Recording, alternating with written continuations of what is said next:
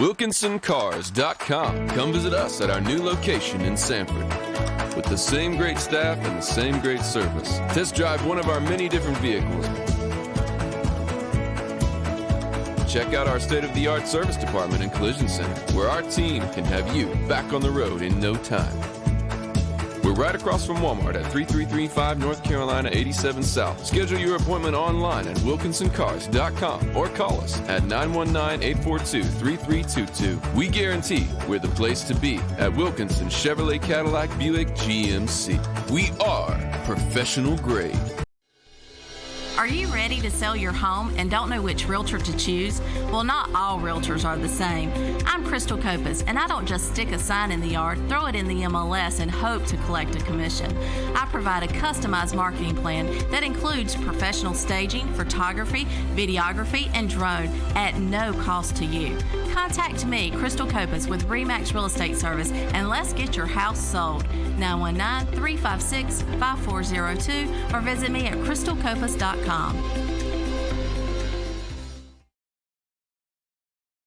WilkinsonCars.com. Come visit us at our new location in Sanford. With the same great staff and the same great service. Test drive one of our many different vehicles. Check out our state-of-the-art service department and collision center, where our team can have you back on the road in no time.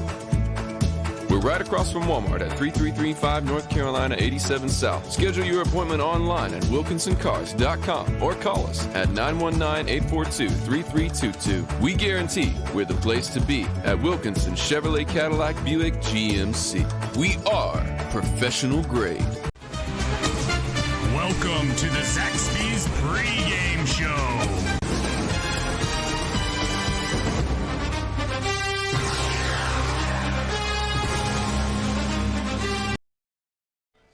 Hey, welcome to the pregame show, the NFHS Game of the Week.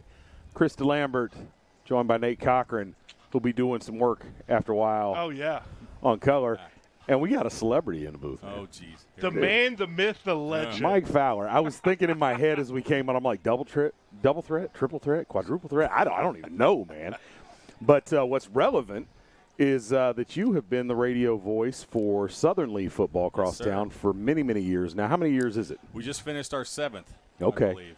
You're a couple behind me. I think this is 10 for me. Yeah.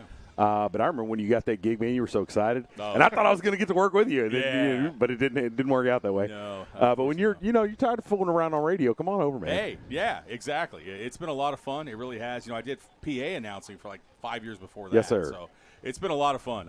Obviously, I wish we were still working. I've been unemployed for Fridays the last 3 weeks. But it'd be nice to keep working. But I'm glad to be here tonight and see this game. I had a chance to watch them much this season, so it'll be good to see them. Well, buckle it up, man. This is a great ball game we've got here, and we'll get into that in a while. But you've got the number 2 and the number 3 teams in the East in 3A matched up. It doesn't get a whole lot more even than that. Both of them looking up at 71st, the 1 seed in the East in the overall rankings. But this is going to be an interesting game to call. I don't know if you're familiar with Jacksonville. It seems a lot of balance, dual threat quarterback, 4 guys on the squad with more than 400 yards rushing. A lot to take care of. And 1 receiver, well, the 2 receivers between the 2 of them, I don't know if you did the math, Nate, those 2 guys account for 94% of the receiving yards for the entire team. Yep. I mean, wow. Yeah. And it's going to be an interesting game, interesting matchup. I think Lee County poses some a physical threat, bit of a presence. They struggle a little bit with bigger teams. But we've talked in the last couple weeks about teams that have come in that maybe played weaker schedules. This team played like 6 straight playoff teams in the regular season. And the New Bern win, I don't know if that jumped off the schedule at you, Nate, like it did me. I was blown away. I mean, New Bern's a good ball club. 10-2, 4A, still alive in the playoffs, and these guys put it on them. So New Bern has been a perennial powerhouse my entire life. I mean, even when I was playing back in the mid-2000s, they won more state championships than they didn't. So to knock off a team like New Bern, that's a big deal. But then to turn around and lose to Conley, which doesn't make a lick is a head scratcher. and they got doubled up 42-21 by a DH Conley team that's got some history, but they're the down year, went 4-7. But alas, it is a 4A opponent. But this Jacksonville team, a little bit riding on this. My law firm is headquartered in Jacksonville. Uh-oh. So they're on the road. So there's people paying attention. There might be some skin in this. Who knows? That's right. But, Mike, football aside for a moment. Yeah. You are one of the centerpieces in terms of making sponsorship happen for things like this and a million other things in the community. And first of all, thank you, as always. Of course. I hope that we adequately show our appreciation for you, empowering us to do this type of stuff. But talk a little bit about Pentair as a company, and then more specifically about Pentair and their policy of giving back to the community. Yeah, one of the things, and we're really proud to be able to do that. Obviously, Pentair as a corporation is really into giving back, making things happen, trying to improve the world in general, going at whether it's education, whether it's areas that have access to very little access to clean water, providing different systems when it comes to that across all of Pentair. And I'm proud to be part of the Aquatic Systems division here, which is based here in Sanford. Just started my 30th year back in June with them. You're allowed to retire at some point, brother. Yeah, no, not right now. You must have just started when you were 18. Oh, thanks. Yeah. There's no way you've even eclipsed 50 yet. Yeah, it really, you think that way. But, no, it's been a great thing, and one of the things that we've been able to do is try and get back to the community as much as we can. We know, especially here in Sanford, and now we've expanded a little bit. We have an office in Cary, we have an office in Apex, so we try to do things up there as well. But it's been a crazy, crazy couple years, obviously, with all the COVID situation, and I hate to say this, but when the pandemic hit, our business went through the roof because nobody was traveling, nobody was doing anything. They were getting some of that government money and said, let's put something in the backyard. So, well, they were lucky because we tried throughout COVID, and we can't even get a contractor. They're like, we're back 2 years backed up. No, so I'm gonna get some insight from you before you get out of here. Yeah, I imagine that's kind of one of the things you wouldn't expect from COVID with people quarantined. They're like, well, might as well put in a pool and have some place to dip our toes. That's exactly so I'm sure that you guys have seen a spike in business. That's that's wild. No, it really, really has been. Matter of fact, we had a great year, one of our biggest years, but also we've been struggling, as everyone has in different industries, with materials, and that's starting to really play its head now. So we're doing the best we can. We've been bringing in a lot more employees. I think they're still looking for people here at the Sanford office as well. If anybody's looking for a job, just contact Pentair. We're doing everything we can. But it's been a fun ride, obviously. And, again, going back to what we said, we do our best to try and help wherever we can here in the community. And that's one thing that I realized being part of the committee we had a few years ago is how much need there really is and how much you hear about. So hopefully we can continue to do as much as we can. Well, sad that you don't have anything else to be doing tonight. Yes. Glad that you could be with us. Yes, no, glad to be here. And you'll have to stay within earshot, man. This is going to be wild. It gets kind of crazy in here over on this side. I can imagine. Knowing you two. You guys. Oh, wait, no, Rob gets in here. Right, Jerry will be Rob down on the field. It's a zoo. That's right. But thanks for stopping by. Oh, no, thanks for having me. And as always, thank you to Pentair and everything you do for the community and for us specifically. Thank you, sir. Thank you guys very much. And go Jackets. Right. We'll be back on the other side with more of is Pentair the pregame sponsor today, I suppose? Zaxby's is the pregame sponsor. Who knew? We're all right. I'll be looking for the chicken fingers during the break. We'll see you on the other side with more pregame. Pentair. Empowering people to move water. Improve water. Enjoy water, so that people can live their best, healthiest lives. Lives with purpose. Lives with enjoyment. Lives that flourish. Lives with hope. Because at Pentair, we're not just about better water. We're about better life. Pentair, bringing water to life, for life. 90 years ago, First Bank was founded. You know First Bank, the one where you are greeted by name, the one dedicated to the community, and the one born in the heart of the Carolinas. We help our customers to realize their dreams by providing financial solutions and building trusted relationships. Hi, I'm David Fashee, and we are First Bank.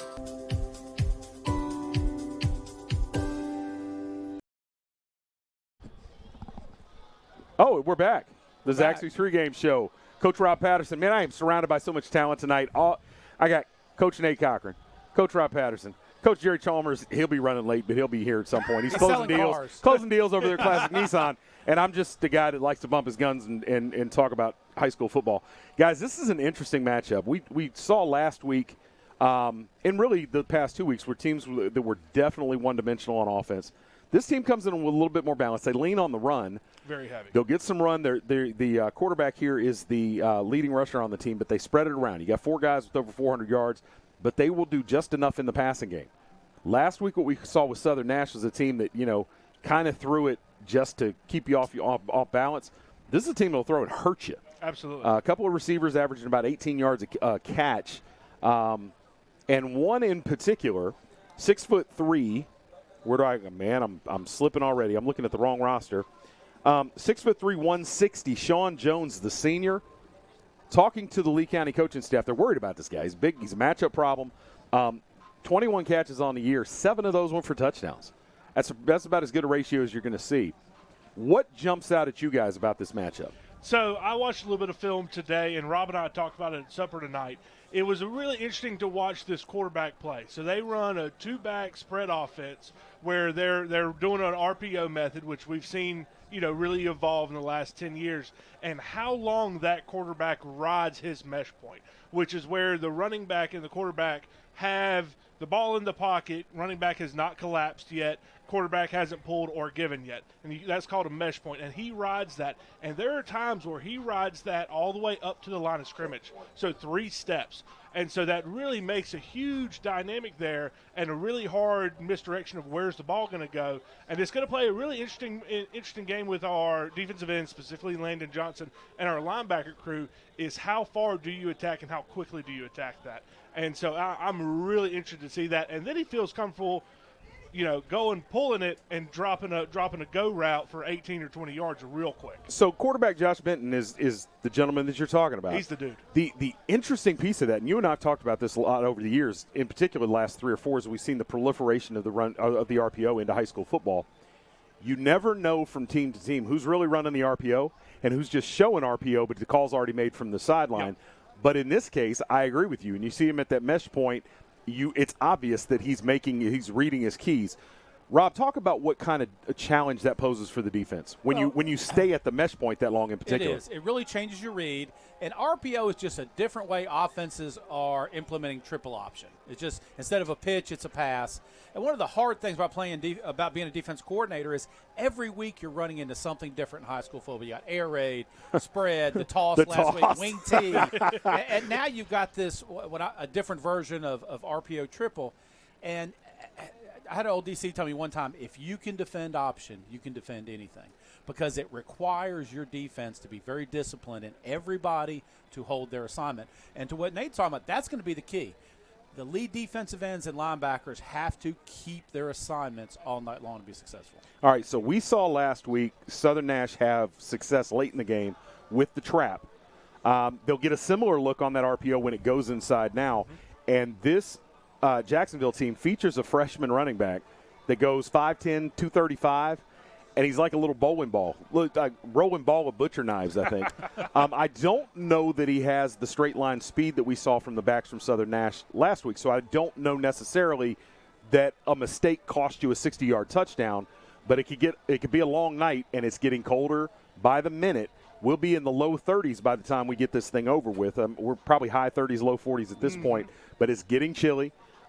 Thank you, Lee County, that we're inside in this beautiful press box rather than outside calling the game from the side.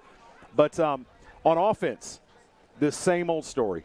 Lee County is a team that is as balanced as you can get. Team comes in averaging about 165 yards in the rushing game and 165 in the passing game week to week, and that's what you're going to get. You never know what you're going to get from that offense, and they spread the ball around. A lot of weapons out there. But the bell cow of this offense, approaching 1,300 yards rushing, has become sophomore tailback B.J. Brown. Do you see anything – I guess having looked at tape now, taken a peek at Jacksonville, how well do you think they can contain him? He is a tough assignment. It's been a tough assignment all year. And one of the keys, for Lee is keeping that Jacksonville offense off the field. Yes. That's how you keep a dynamic offense off the field. And Lee is tailor-made for this. They run a relatively simple run game, but it is so polished and so practiced. They can run it against any front, any stunt. And Brown is so dynamic that, he can make a 10-yard run, a 50-yard run. And for Jacksonville, that has got to be what they key on all night. And that opens the doors for other players to make big plays. And I think that's what you're going to see tonight. I think you're going to see Lee's playmakers make big plays in the offense. Well, we saw last week the guy that rose to the occasion was Kenyon Palmer, who, has been a solid contributor, first at Southern Lee for a couple years, now over here at Lee County. Kind of came into his own, had the game really of his life. I asked him, have you ever had a bigger game? And he said no. 2 touchdowns on offense in the passing game, 1 on a tunnel screen, 1 on the post early in the game that really kind of got things rolling.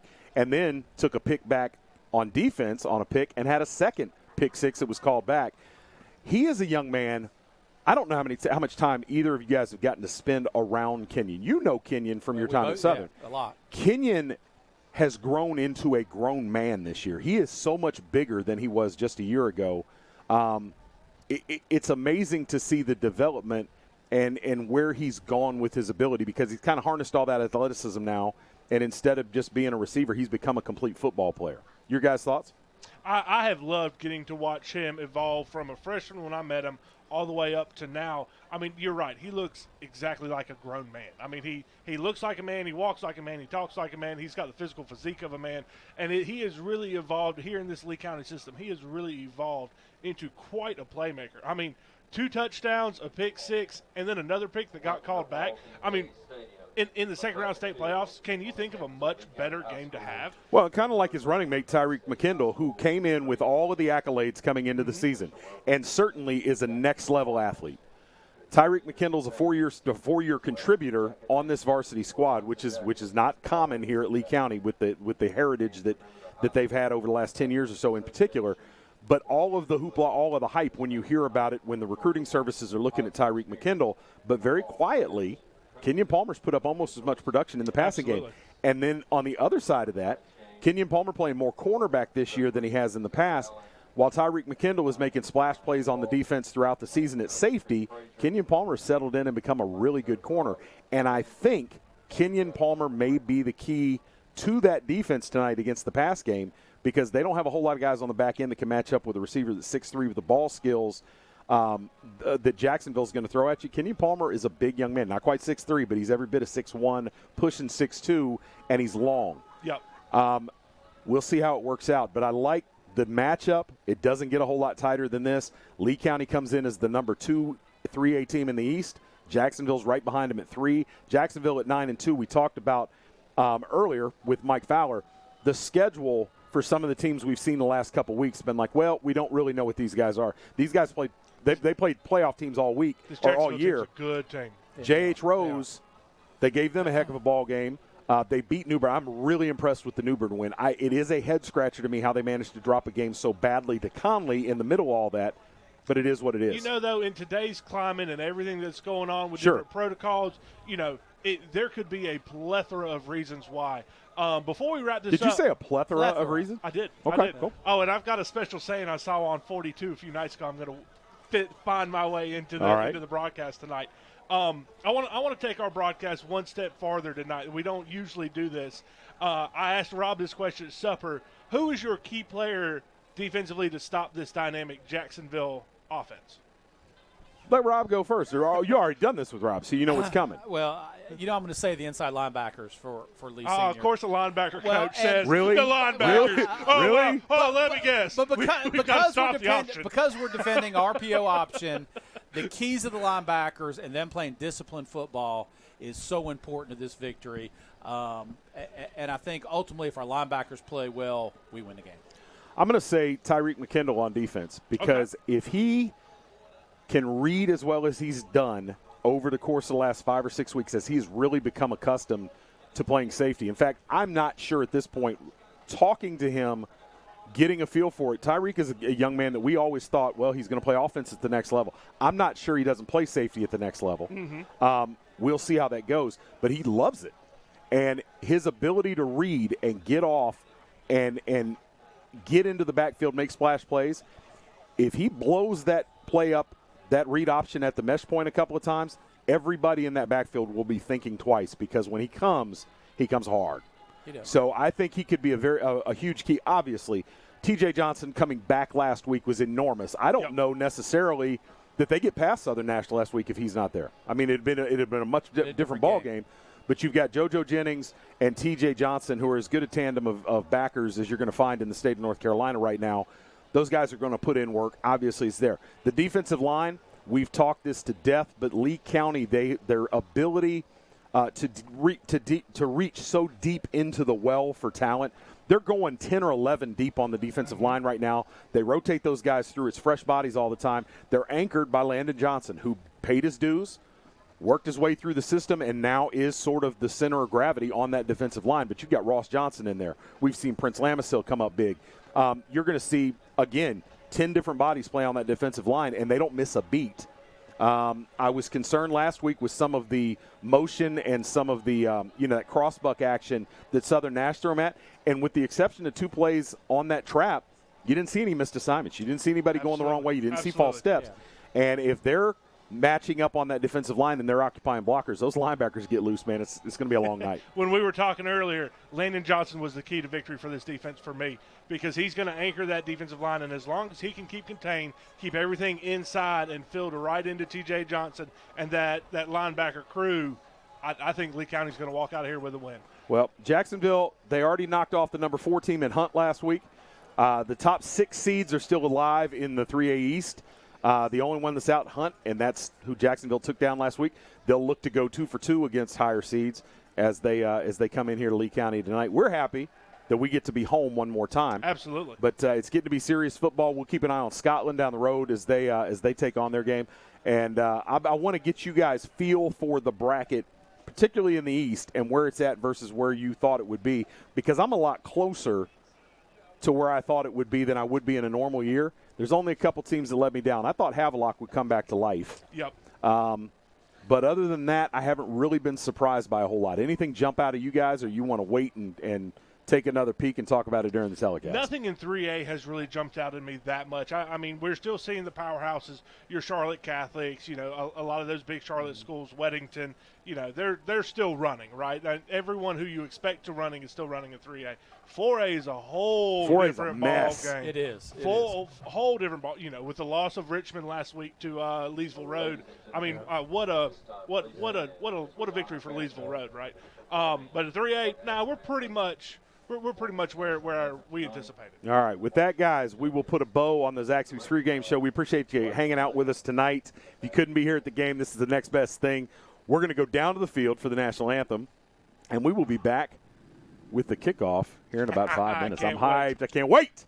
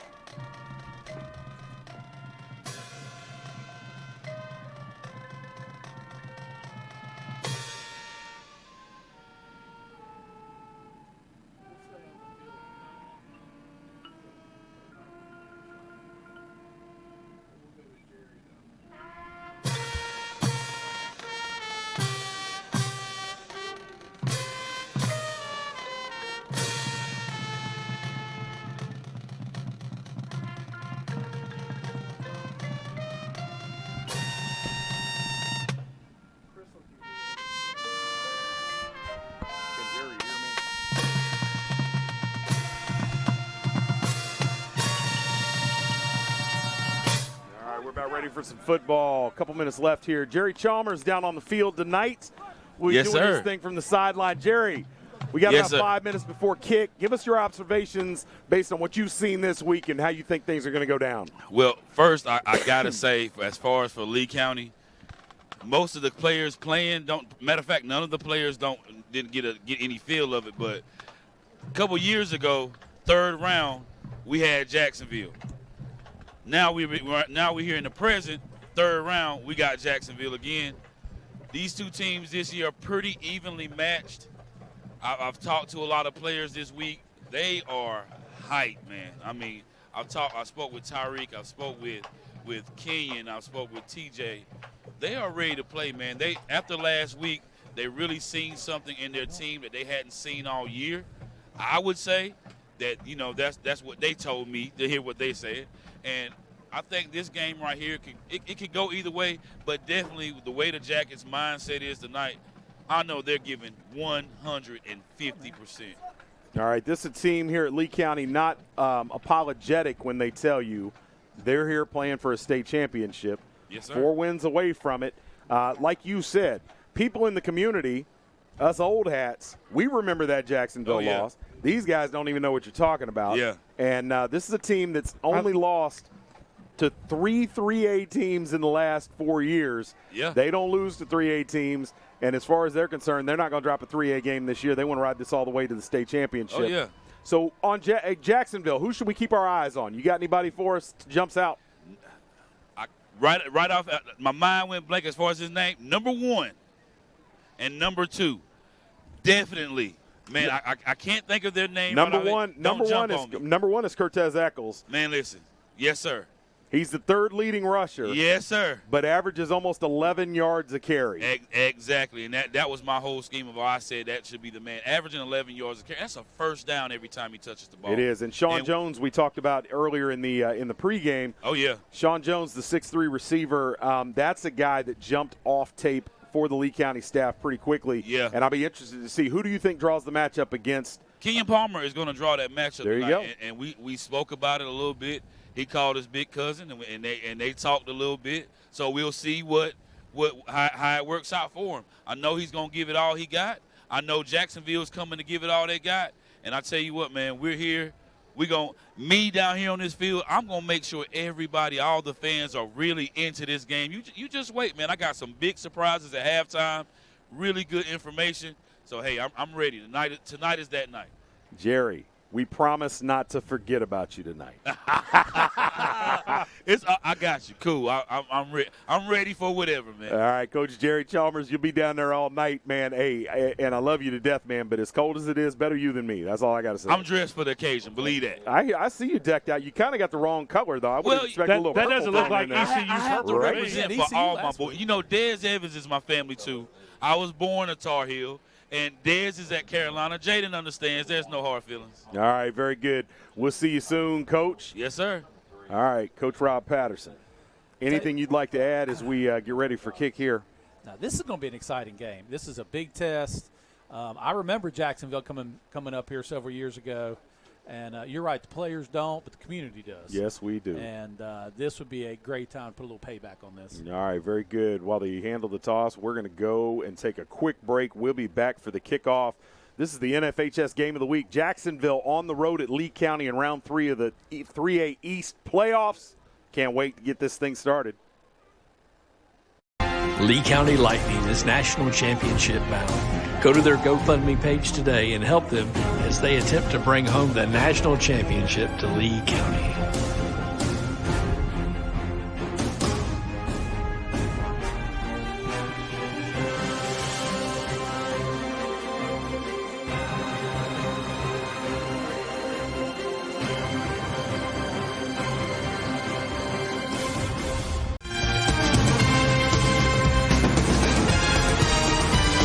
Wilkinson Chevy Cadillac Buick GMC welcomes you to the NFHS Network Game of the Week.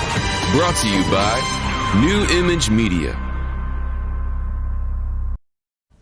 All right, welcome to the county seat of Lee County, Sanford, North Carolina, right in the heart of the state. Beautiful place. You can see the grass is getting dormant out here. It is a chill in the air. The clock on the wall is counting down to zeros, and we're about to bring the Lee County Yellow Jackets out onto the field. Jacksonville coming up here, bit of a surprise maybe. Hunt sitting down there as the 4 seed. I think everybody was anticipating us taking a trip. Absolutely. And Jacksonville kind of shocked the world, knocked off Hunt, and they get, as their reward, a trip up here to Sanford. I was surprised on my way in pleasantly to see how many people were filing out of the hotel up around the corner that are spending the weekend, or at least the night up here in Lee County for the game. Those Jackets, this team comes in, again, has not lost a 3A game in the regular season in forever. The only losses have come in the playoffs. These guys, look, this is a confident team. Absolutely. You might say this is a cocky team, and they get a third-round game at the house. They like their chances. We'll see how this plays out. This is no slouch here in Jacksonville coming up. Well, and Nathan, you know what you get when you get to the third round? You get to practice on Thanksgiving Day. You get to practice on Thanksgiving. That was always a goal of ours when we were coaching, is that we weren't spending Thanksgiving with our family. We weren't eating turkey, off at some family farm somewhere. We were practicing football on Thursday morning. And that is a real reality for one of these two teams. It is, most definitely. And I had the real displeasure of never getting to do that. Coach Bo Williams leads the Jacksonville Cardinals in at 9-2. Again, this is a team that only played 3 non-playoff teams all year. They are tested. They're going to get a matchup tonight in Lee County. I won't say that it's nothing that they haven't faced, but this is a big, strong 3A team here in Lee County. Should be a great night for football, guys. Should. You talked earlier about Lee County's depth. As the game gets into the third and fourth quarter, it's going to be really interesting to see, particularly on the defensive side, does our depth on defense start wearing Jacksonville down? Well, and it's hard for us to gauge because we don't have access to the full-blown tape, so we don't see how deep they go. We don't really get to – it's hard for us to tell how many of these guys are playing both ways. Lee County, we know pretty much everybody that dresses for varsity is going to get on the field at some point. That's just a credit to the program and how they've developed talent. Jacksonville won the toss and elected to defer. Back deep for Lee County, B.J. Brown, number 7, and number 2, the all-state wide receiver Tyrik McKinley, who's making as much hay at his safety position now as he does as a wideout. Jacksonville, I would anticipate not booting it all the way to the back. Well, banks it off one of the guys on that front line. That's an interesting strategy. And Lee County will take over at the 32-yard line, 1st and 10. We say it every week. As goes senior quarterback Will Patterson, so goes the Lee County offense. Patterson in his second year as a starter, down in all categories from last year, but when he's good, he's good. And when he gets hot, he can go a while without missing a pass. You'll see a lot in the screen game tonight. Be interesting to see. Jacksonville looks like they're going to come out in a more conventional cover 2. There's the hand to B.J. Brown on 1st down. He stopped at the line of scrimmage after a gain. We'll give him about 3 on the play, 2nd and 7 coming up. We've seen a lot of cover 0 against Lee County, which has been surprising given some of the athletes they've got out wide. Jacksonville with 2 deep safeties to open the game. And Lee County will take a peek at the sideline, and we'll see what Coach Bordeaux's got up his sleeve. Guys, we talk about it often. Coach Steve Bordeaux, 4th year here at Lee County. This year pressed into service calling both the offense and the defense. That still amazes me how one man can do that. All right, the hand is to Brown. Brown picking his way. He's into the second level and be close to a 1st down. He'll have it. Needed 7, got 8. Jacksonville really got exposed there with their arm tackling. B.J. Brown had arms on him right at the line of scrimmage. B.J. Brown just barreled right through it all the way up to a Pentair 1st down. Yeah, defensive end for Jacksonville cut underneath. Really had a nice play till it came time to make the tackle. All right, Patterson fakes. Now he's got the screen. There's Kenyon Palmer. Palmer to the inside, and he'll have another Lee County 1st down. 15 on the pass to Kenyon Palmer. Marching down, taking over on the 41-yard line of the Cardinals. Lee County getting a nice pace to start out this ball game. I tell you guys, looking down at the field, a lot of length at the linebacker position and at the defensive back spots for Jacksonville. There's Brown's going to carry on the RPO, and he'll have about half of what he needed. B.J. Brown on the carry. Number 43, Patello Lay for Jacksonville, really appears to be their nose. They're anchored to that 3-man front.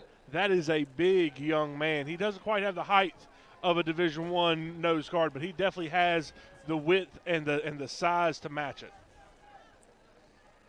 Lee County going to a trips formation to the wide side of the field. All right, Patterson takes a snap, drops, looking, got a man. That's Isaiah Peoples and puts it on the ground. Hit him right in the chest plate. R.J. Grant was there and would have stopped it, but there would have been a first down. Peoples unable to hang on to it. Guys, Isaiah Peoples is a young man that started the season as a running back with the JV, came up to the varsity squad before most of his, especially offensive mates, and has kind of settled in there at the receiver spot. There's his toss to Brown. Brown cuts it back inside, spins out of a tackle, and he'll be close to a first down. This is probably 4-down territory here as they'll have, it looks like, it's looking about 4th and 1. 4th and 1. Offense is going to stay on the field. The big package comes in. Those two linebackers we talked about in the pregame, T.J. Johnson, 34, and JoJo Jennings, number 22, will check in, and both line up in the backfield. And Patterson's out. They're wildcatting this. Well, we saw this at the end of the game. We saw some wildcat looks. T.J. Johnson looks like he'll take the snap.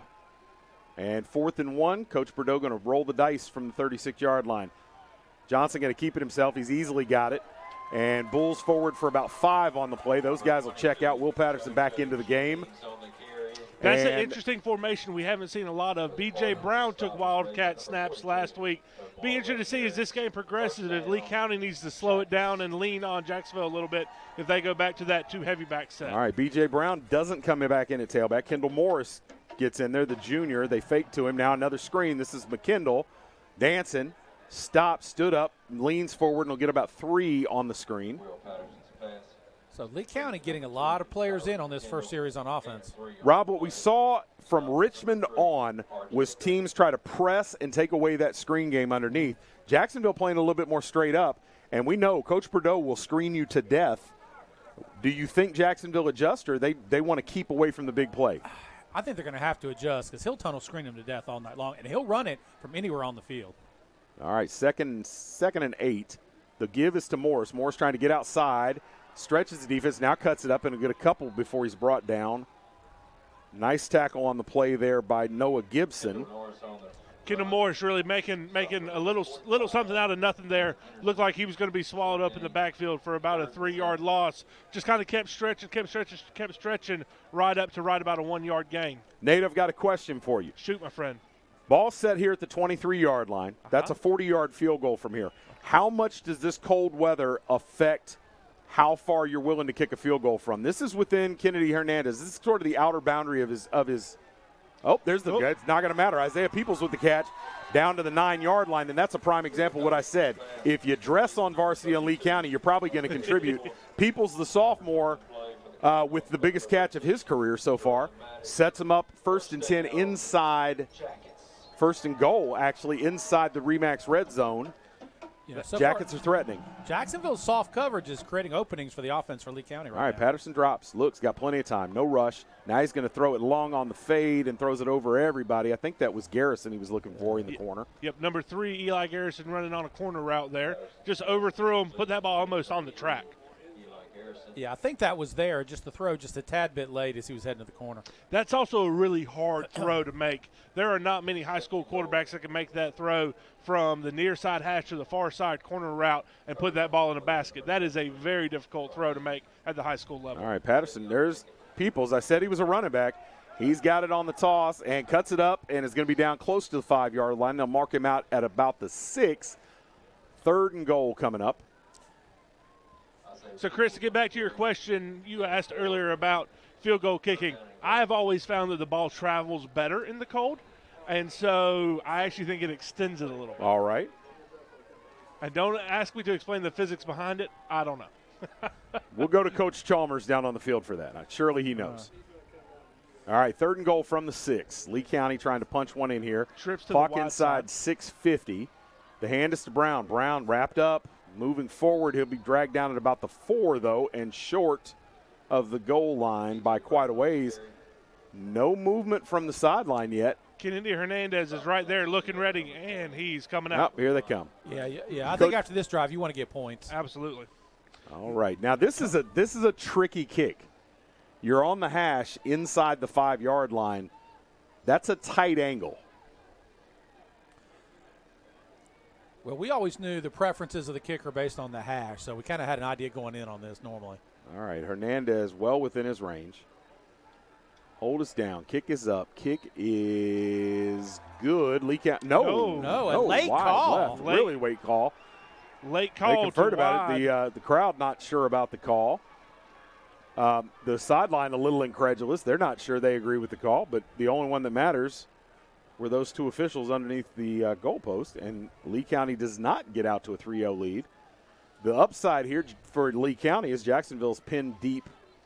Well, no, they won't either. They'll come back out on the touchback, so they'll take over at the 20-yard line. We'll see the Jacksonville offense for the first time, led by senior quarterback Josh Benton.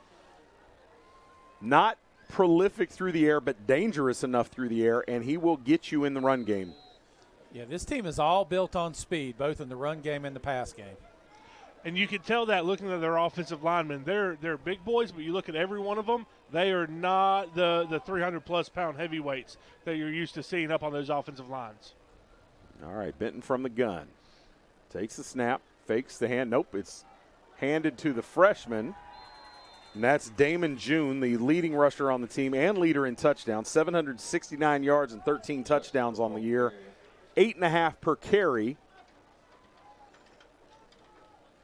You know, guys, just like last week, getting on the edge against the Lee County defense is a hard thing to accomplish. Well, and your reward for getting onto the edge is you may have one of those linebackers chasing you down because those guys go sideline to sideline with rapidity. They do.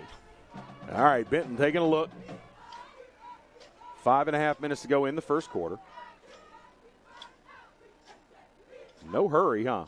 All right, Benton gives, and there's June dragging. That's a lot of young man right there. He'll be close to the first down marker and maybe a foot short, depends on the spot here. I think he's there. I think they're going to go ahead and move that ball forward. All right, and they will. So right at the chains, that'll be a first down for Jacksonville. First downs this year brought to you by Pentair Pool Supplies.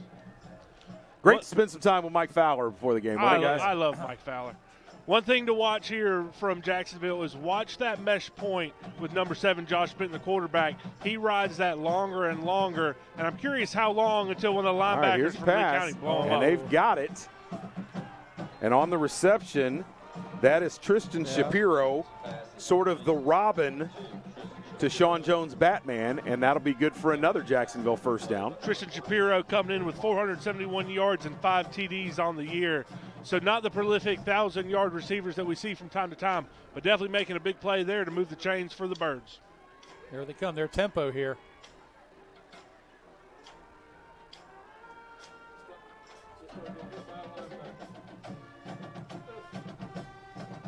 Benton looks to hand and hands it. Nope, going to keep it. Now tosses late. And a good block on the outside. And that'll be plenty on that. That's about 22 on the carry. Number 4, Cameron Rivera, junior, 5'11", 185. Not a whole lot of production in the regular season, but a big play there, and Jacksonville is into Lee County territory. Jacksonville at the 35 of the Yellow Jackets. Wouldn't be surprised to see some tempo here pretty quick from Jacksonville. A couple big plays right in a row. And I say that, and they're calling a play from the line of scrimmage. All right, Josh Benton from the gun. Running backs on either side of him. 4 receivers in the route. He just changed the play.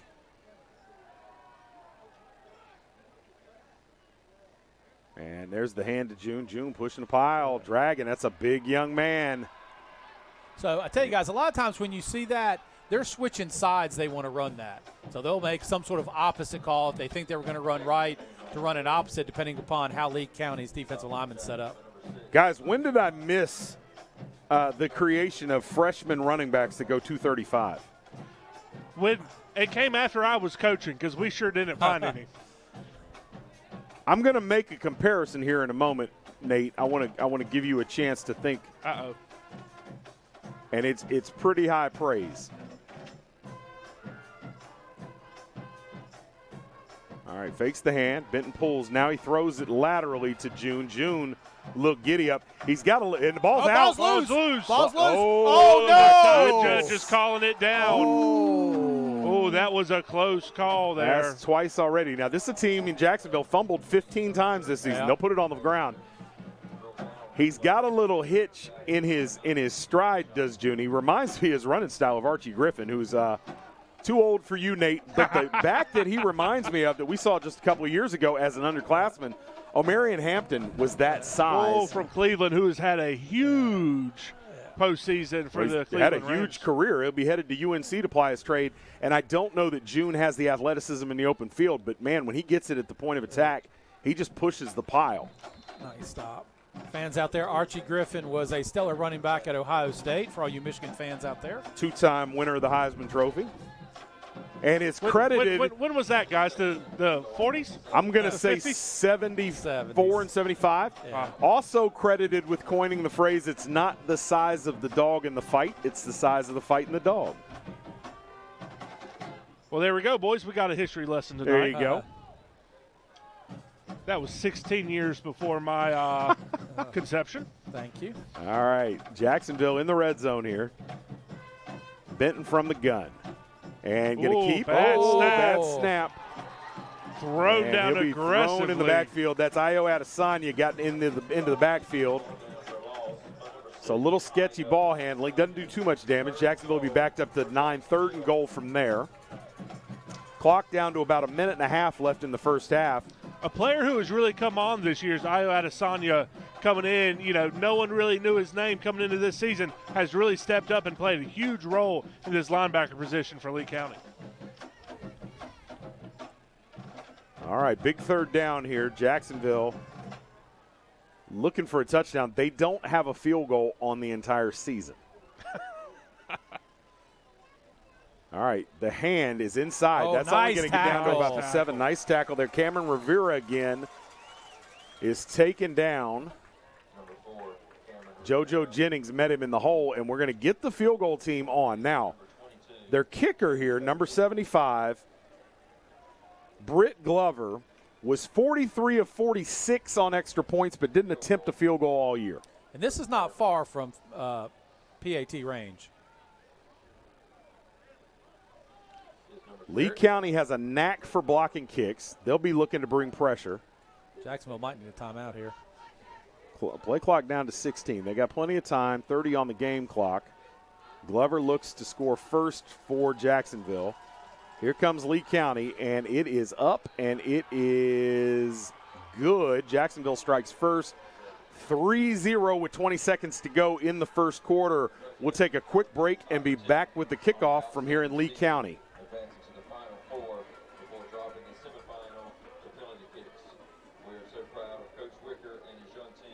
WilkinsonCars.com. Come visit us at our new location in Sanford. With the same great staff and the same great service. Test drive one of our many different vehicles. Check out our state-of-the-art service department and collision center, where our team can have you back on the road in no time. We're right across from Walmart at 3335 North Carolina 87 South. Schedule your appointment online at WilkinsonCars.com or call us at 919-842-3322. We guarantee we're the place to be at Wilkinson Chevrolet Cadillac Buick GMC. We are professional grade. 2 great drives by both teams. Both could have ended up with 3. We had one to end up with 3, of course, on the missed field goal by Lee County. But they can see they can sustain a drive on both ends. Pretty good defense. Okay, we'll see how far the game as it goes, as it progresses. Back to y'all, Chris. All right, Glover to kick off. Again, B.J. Brown deep. However, next to him is Aaron Wallace. And this one's going to be kicked short, too, and that'll bounce off a yellow jacket and out of bounds. That's a dangerous play there. Tyler Walden kind of lackadaisical in chasing that down. It finally made its way on that last turn out of bounds. Since it touched him before it went out, there'll be no penalty. The ball will be spotted at the – where are we going to go, guys? 29, almost to 30. No, 24. 25-yard line. Will Patterson. Tyler Walden there. That ball really looked like it was going to find its way right out of bounds real quick. Probably should have let that one go. Lee County in a doubles formation here. All right, the hand is to Brown. Brown spins, and nice tackle right there at the line of scrimmage. Nothing doing, maybe a yard on forward progress. Swallowed up there by number 51, Joey Holland, junior defensive tackle for Jacksonville. No size statistics. I'm impressed with number 3, R.J. Grant, back there at the linebacker playing on the left side, and that'll take us to the end of the first quarter. Just like that, guys. Man, that flew by. We'll take a quick break. while the teams change ends. You're watching the NFHS Game of the Week, Round 3 playoff coverage from Lee County. Jacksonville up 3-0 at the end of one.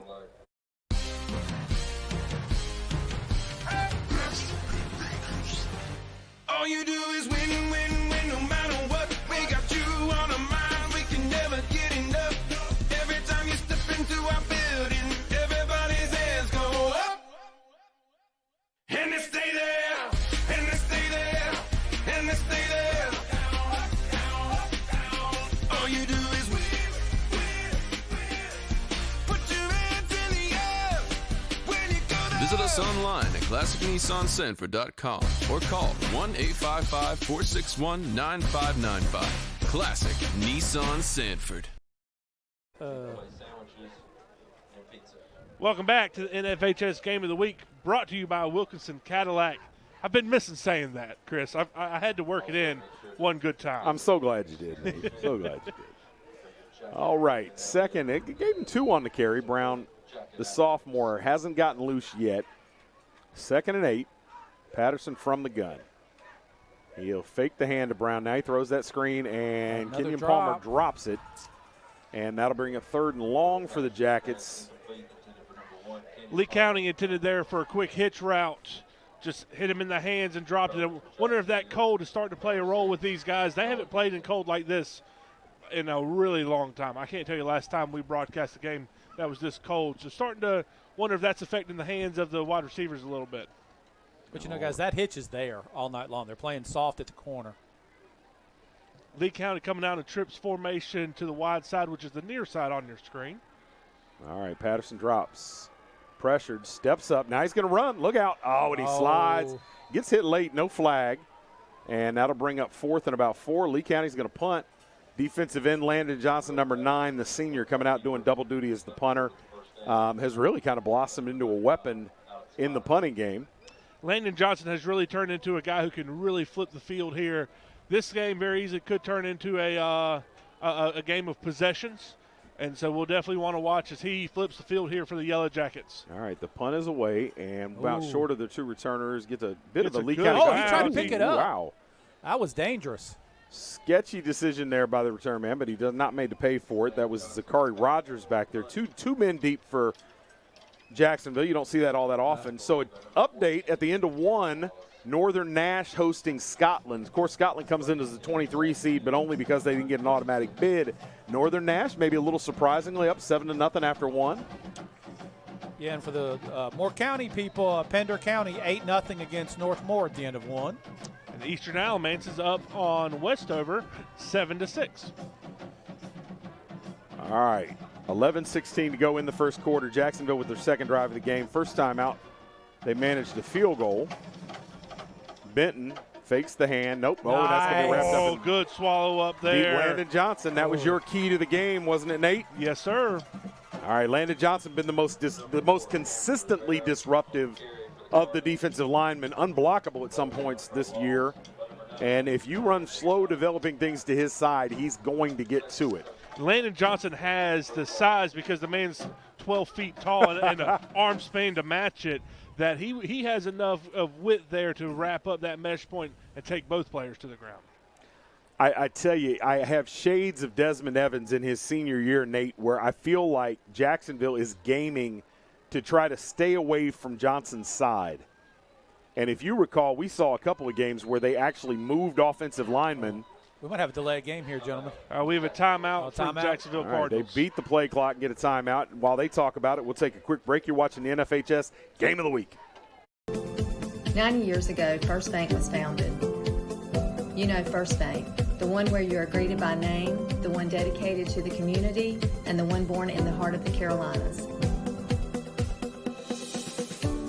We help our customers to realize their dreams by providing financial solutions and building trusted relationships. Hi, I'm David Fashee, and we are First Bank.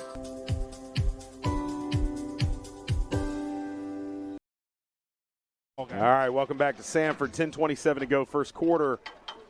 Lee County down 3-0, but they force second and a mile here for Jacksonville. And Jacksonville, a team that likes to they like to surprise you with the pass. So when you get them into passing situations, doesn't necessarily play into their strength. But I don't know. They're dynamic enough in the run game. Maybe they don't even maybe they don't even open a different section of the playbook. 13 and a half minutes in, though, we've seen a lot more passes from Jacksonville than I was anticipating. They've really shown that they're not afraid to sling the ball downfield. All right, Benton from the gun, 2nd and 18. And Benton going to fake. There Now he's looking to throw. He gets it out late. Oh, it is dropped, put on the ground.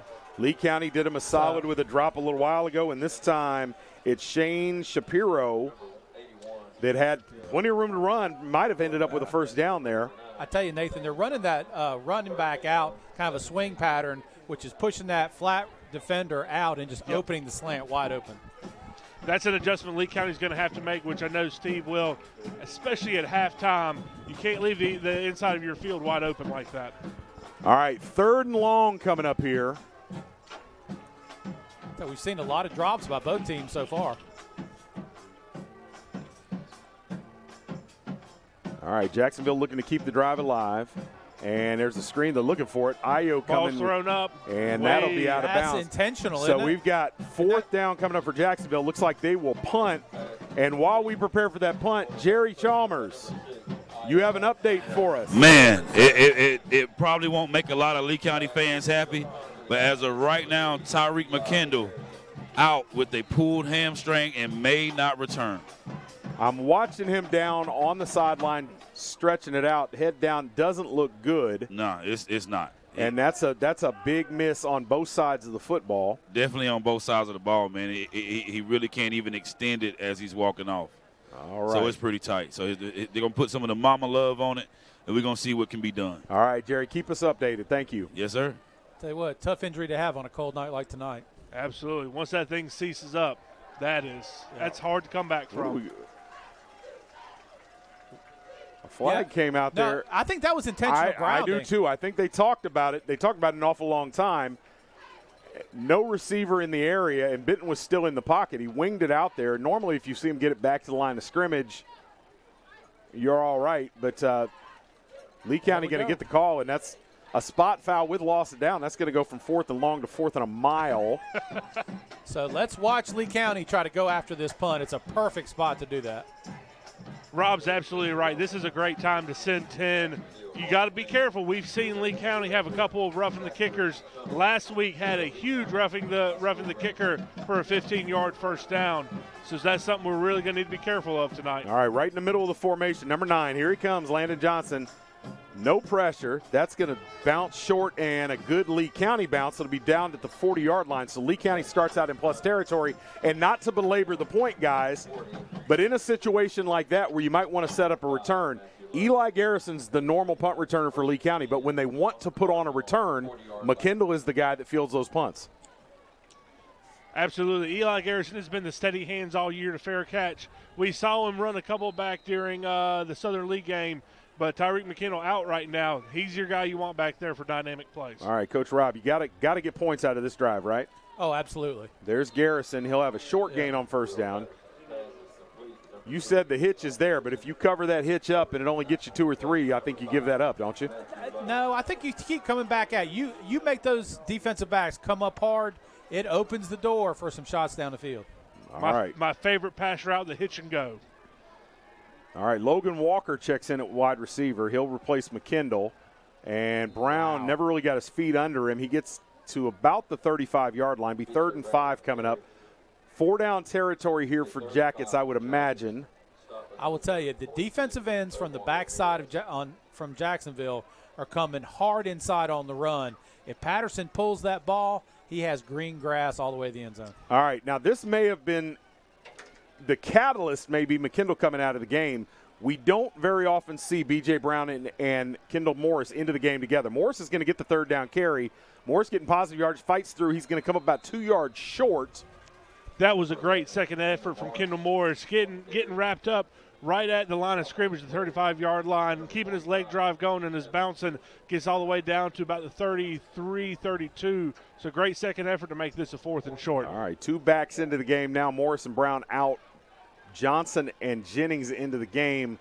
Patterson, we saw Johnson and Jennings earlier convert on 3rd and short, but that was with Patterson out of the game. Johnson taking the snap. Johnson can take the handoff this time, and he had work to do. He got stopped. I don't think he's there. That is a Great tackle there in the middle of that defense. I said R.J. Grant had impressed me so far. That was the most impressive thing I've seen from him. To stone T.J. Johnson with a head of steam is doing something, and he knocks Lee County's offense right off the field. They end up a half yard short, and Jacksonville's going the other way with 8.5 to go in the first half. Number 3, R.J. Grant coming in. He's a senior linebacker for Jacksonville here. Has really done – that was an impressive play. All right, Jacksonville, a really good first drive, a really big mess on the second drive. They'll try to right the ship. Benton hands, and it's swallowed up. Ayo Adesanya, after a short gain, will bring that tackler down. What, that was a great play. Ayo, Rob, you have not gotten to see a lot of him. You saw a little bit of him last week. He kind of got overshadowed because T.J. Johnson was back. JoJo had a great game. Ayo has been money as a sophomore coming up from the JV. He is part of the future of this Lee County defense, and when they add a couple more pounds to him and he grows another couple inches, you better look out. Yeah, that's the first thing you noticed on film. You thought he was a little undersized. But I'm going to tell you, he reads well and he fills quickly. And fearless. All right, the hand is going wide. That's not going to work there. Johnson with his second huge tackle for loss. You're not going to beat this team to the edge. So, Nathan, what about last week's film would have told them they can run on the edge against Lee Senior? Yeah, I sure didn't see it. Southern Nash sure didn't see it. I can tell you that. Landon Johnson is such a big force out there in that defensive end spot. Another big, huge play to make a third and long for the Cardinals. All right, third and 18 coming up here for Jacksonville. Lee Senior going too deep at safety. All right, again, McKinley normally would be one of those safeties. He's not in there. Benton fakes. Now he drops. Here comes the pass rush. He stays to the feet. He's got a lot of green grass. Plenty of room to run. They ran the defenders off in the secondary, and Benton does damage. I said he was the second leading rusher on this team. Needed 18 and got about 25. 1st and 10, Jacksonville. You could see it develop really quickly. And the drawback of going too high at the safety level is you take a man out of the box. When you take a man out of the box, a lot of times that is your spy on the quarterback. All right, Benton has 1st and 10 for the Cardinals.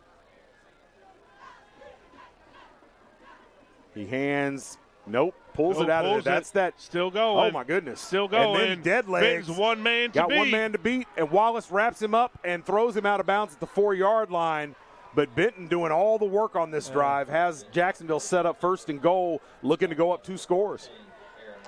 And, guys, does he look like he's a little stiff-legged coming back? He might have pulled a little something himself on that run. Well, I thought it was sort of a dead leg move there. He looked like he was going to pull up and kept going. They marked him out at the 6, 1st and goal inside the Remax red zone. Benton hands. It's the 30. And 30. Oh, man, that's a lot of man right there. That's a touchdown, Jacksonville. And that's what Jacksonville feels like they can do. All right. 9-0 Jacksonville coming on for the PAT to make it 10-0. This is one thing Lee County's not used to, is being down and being down 2 scores. So it'll be interesting to see how they bounce back. Damon June, the freshman tailback, with his 14th touchdown of the year to lead the Cardinal team. Guys, is there any concern with this Lee County team of a little bit of a letdown with McKinley going out? Got the block. Good job. Well, Kenyon Palmer number making a big play Kenyon there. Palmer took that one right in the hip. All right. Now, this could be a close game in which all those points matter, but Lee County's going to have to play a little bit more offense. All right, they're going to come back with a kickoff. 6:23 to go in the second quarter. Lee County down 9-0 to the visiting Jacksonville Cardinals. We'll take a quick break and be back with the kick. 90 years ago, First Bank was founded. You know First Bank, the one where you are greeted by name, the one dedicated to the community, and the one born in the heart of the Carolinas. We help our customers to realize their dreams by providing financial solutions and building trusted relationships. Hi, I'm David Fashee, and we are First Bank.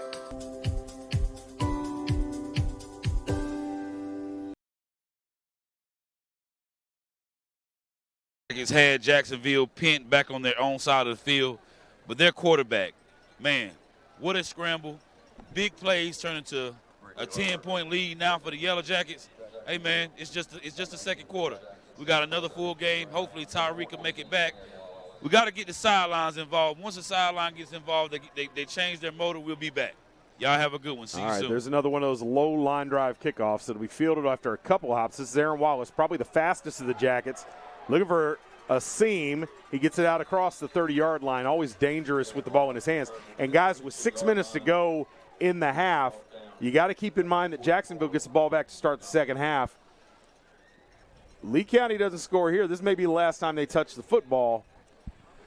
Got to be careful. Yeah, and you were talking about McKinley earlier. One of the challenges is he goes both ways. So you're really talking about 2 starters out when he's not in the ballgame. All right, Patterson has completed a handful of passes underneath, hasn't tried to stretch this Jacksonville defense out. They're still playing in soft coverage. There's Brown. Brown picking his way. He's into the second level, spinning. He's going to be there for the first down. And he's going to be really close to a first down. The near side's got it to him. The far side does not.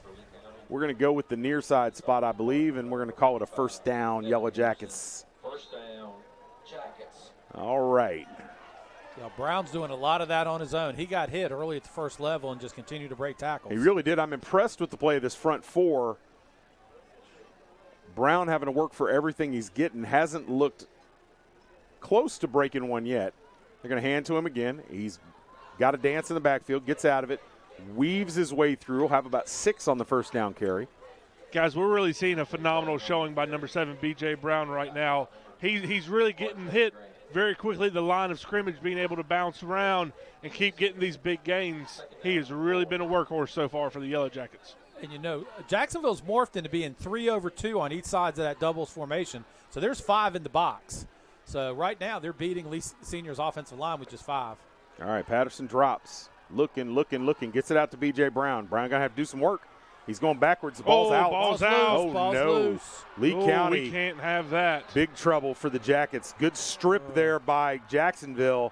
And with all the momentum in this ball game, 5 minutes to go, set to get the ball after halftime, Jacksonville could really put some space between them and this Jacket team here early.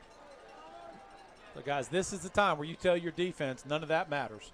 It is time to step up. It's time to make plays. First down, Jacksonville at the Jacket, 43. All right, Braden Kirkland checks out late for Lee County. Josh Benton having an all-state type night at the quarterback position for Jacksonville. June wrapped up in the backfield. It's been all or nothing for June. Swallowed up there again by number 9, Landon Johnson. 3 tackles for loss in the first half already for Johnson. Also one on the play, tackle for the Jackets by number 9, Landon Johnson. All right, clock ticking down inside 5 minutes. Clock a factor here. Again, Jacksonville will get the ball to start the second half. Lee County's going to want it back at least one more time. 2nd and 11.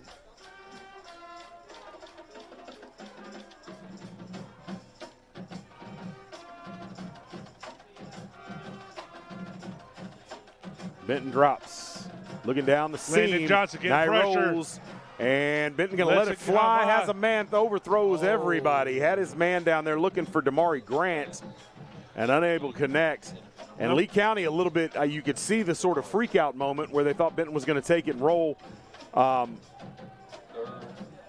Benton really showed a strong arm there really did. To let that ball loose on the run. Now, he was running to his strong side, let that ball go as a right-handed quarterback.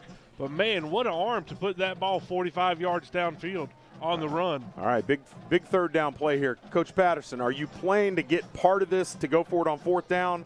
Or are you trying to get the first down or punt it away? What are you doing? I think you're definitely in 2-down territory. I think you're trying to get a good chunk of this for 4th and short. All right, Benton. Not a lot of Landon pressure. Now, there's a hold. Doesn't get it. Gets spun around. I don't know how there's no flag there. Guys, I think he was past the line of scrimmage as well. I'm looking dead on at the yard marker. I think he was about a yard ahead of the line of scrimmage as well. Nonetheless, the Zebra crew doesn't call it, so that is a Cardinals first down. And, guys, I'll tell you what you see. When he starts moving around, the Lee County defensive backs are starting to look at the quarterback, and they're losing sight of their assignments right now. All right, 4:05 to go in the first quarter. Jacksonville on the move again, up 9-0 already. Lee County can ill afford to give up another score here, certainly not another touchdown.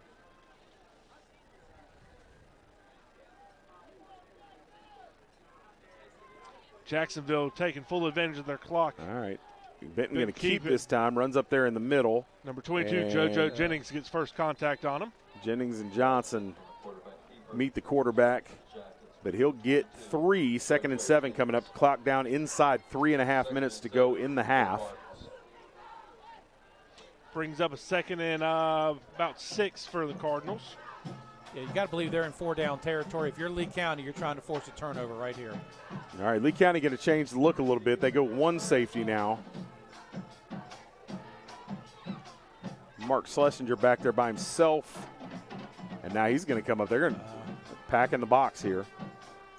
A little bit different look from Jacksonville. Tight set on this left side. And Benton wrapped up in the back. Io Adesanya again leads the way for the Jackets, and that'll bring up 3rd and 7. Clock inside 3 minutes. Prince Lamison checks in. Fat Baby, the sophomores, made a splash the second half of this season. Nathan, you know what I love about that? He tackled his assignment, which was the quarterback. Wasn't sure if he had the ball, but he knew he had to tackle his assignment. That's what you're taught to do when defending the triple option, right? That is exactly Tackle everybody. Tackle everybody. Tackle Said everybody. it over and over again. Jacksonville without a field goal on the season, so likely 4-down territory here as they're at the 20, 3rd and 7. Benton fakes. Now he's looking. Landon Johnson overruns it. And now he's over the line of scrimmage. Way past the line of scrimmage. 2 yards. He throws it there. He finally goes and he fishes the flag out. Got away with the last time. Jacksonville celebrates in the back of the end zone, but this is coming back. As he was well across the line of scrimmage, Benton was before. And, of course, the home clock operators allowing the clock to keep ticking.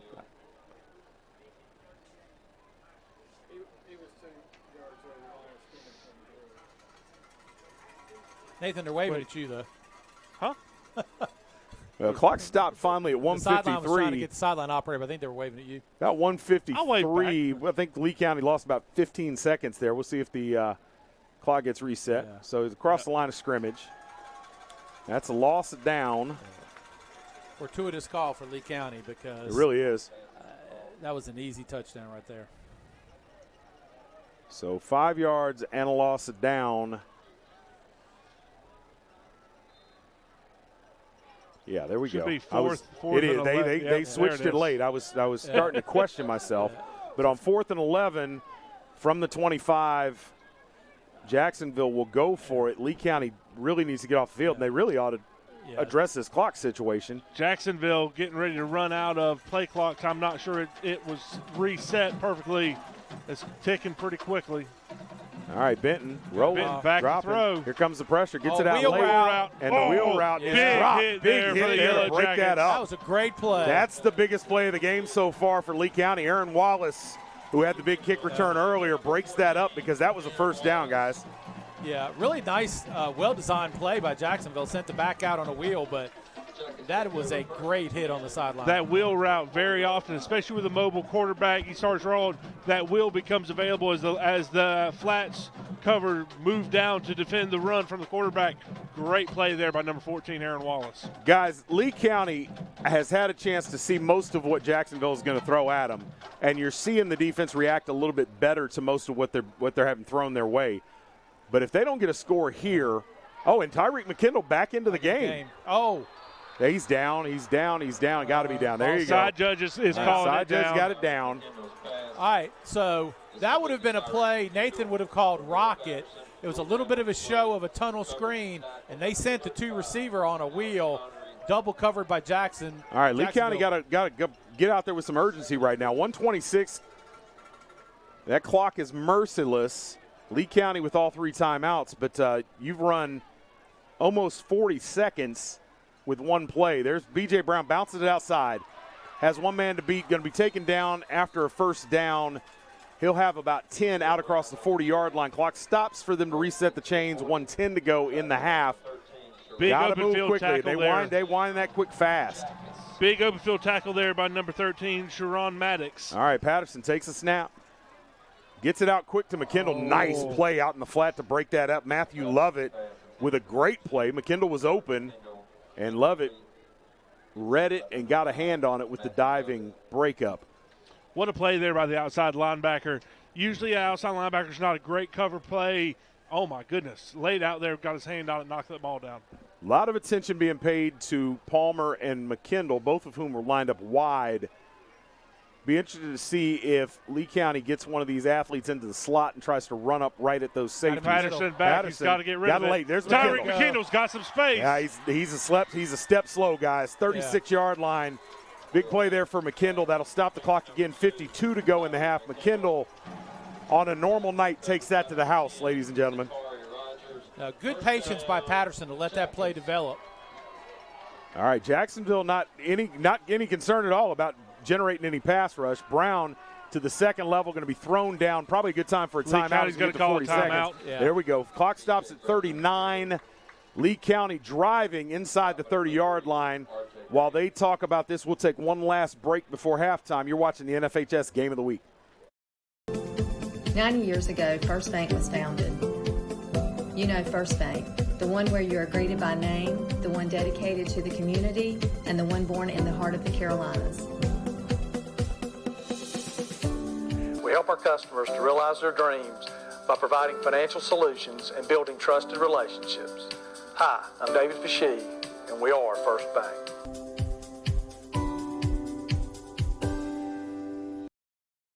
All right, welcome back to Lee County, North Carolina. Jacksonville on the road with the 9-0 lead coming into halftime. You got about 40 seconds left in the half. Coach Patterson, what have you seen on this drive from Lee County? Well, Will Patterson's just showed great patience, good understanding of where his reads are. He's been on target with his throws. I mean, he has been the key to this drive for Lee Senior. All right, Lee County, we talked about it in the opening. We weren't sure how much rotation we'd see on that defensive front in particular for Jacksonville. Not a lot so far. All right, Patterson. Screen. There's the screen. There's B.J. Brown. Brown. That's dangerous. He's got some Brown blockers. cuts it back inside. He's going to be knocked down. Big tackle there. First down. I tell you what, guys, R.J. Grant, number 3 for Jacksonville, is a heck of a football player. Every week there's somebody that jumps out, and Grant is that guy today.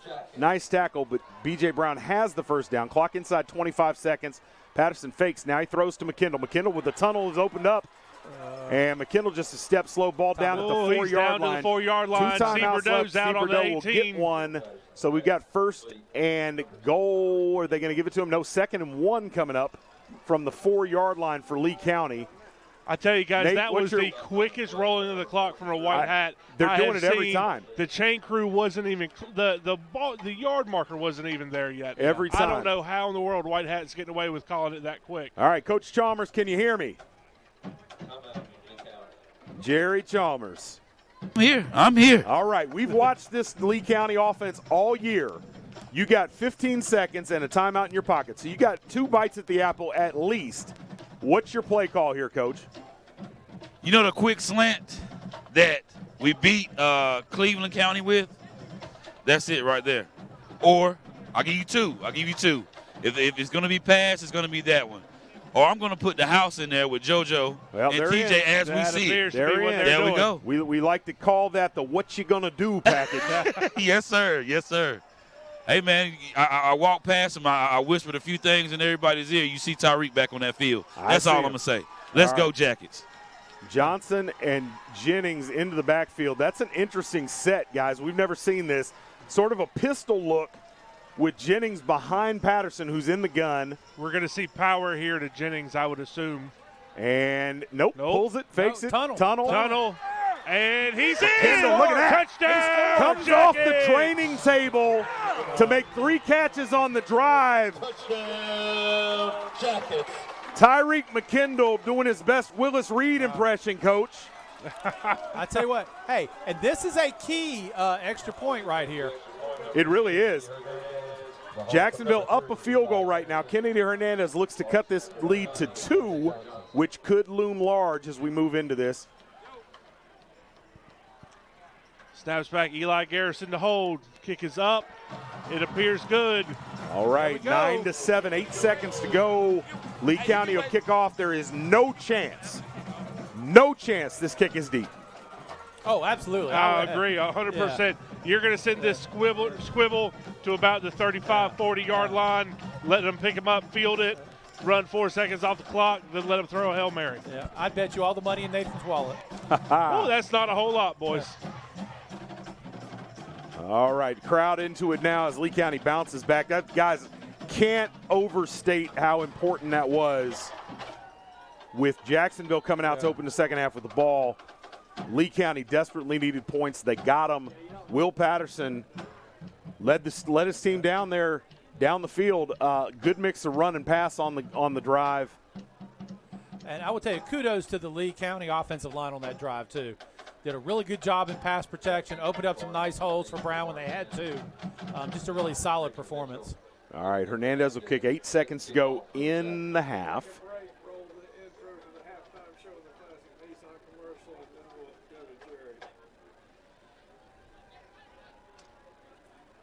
Kennedy Hernandez here to kick off. Jacksonville in a weird formation here. Really is. There's a high spinner. He didn't fair catch it. No fair catch. The ball's out. Ball! Oh, County no. touched it last. Oh, my goodness. Oh, what an opportunity there for the Yellow Jackets. Sonya's played big on that defense, but boy, if he holds on to that, Lee County's got a one shot at the end zone. Woo! Shocked that there wasn't a fair catch called there. 3.2 seconds ran off the clock there. But Jacksonville, 5 seconds for Jacksonville. Jacksonville with their second questionable play in the return game gets away with it again. So let's see if Jacksonville just takes a knee here or if they try to. Absolutely not. You don't think? No. You offensive guys. I'm going to quarterback keep it here if I'm Jacksonville. Let Benton run a little bit, see what he does. All right, so we saw that McKinley was back in on offense, not in there on defense, which probably isn't surprising. And they're going to hand it to June. June gets wrapped up, spun down, and that'll bring us double zeros in the first half. Third round of the North Carolina 3A East playoffs. Jacksonville on the road, up 9-7 at halftime. We'll take a break and be back with the halftime show. Classic Nissan, Jerry Chalmers doing his thing. I cannot wait to see what he has in store. We'll see you on the other side.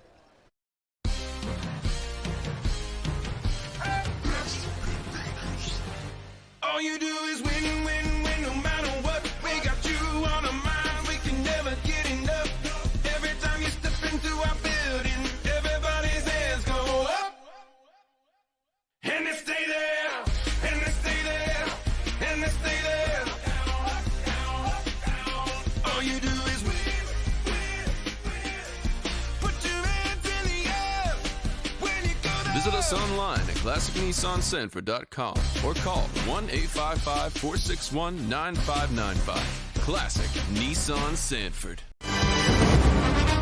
Welcome to the Classic Nissan Halftime Report.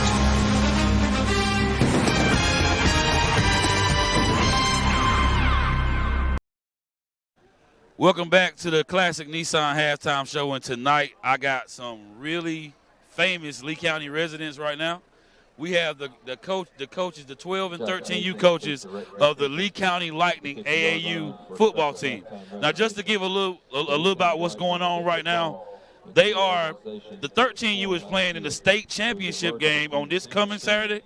The 12U made the Final Four. They didn't win that game, but however, they got there.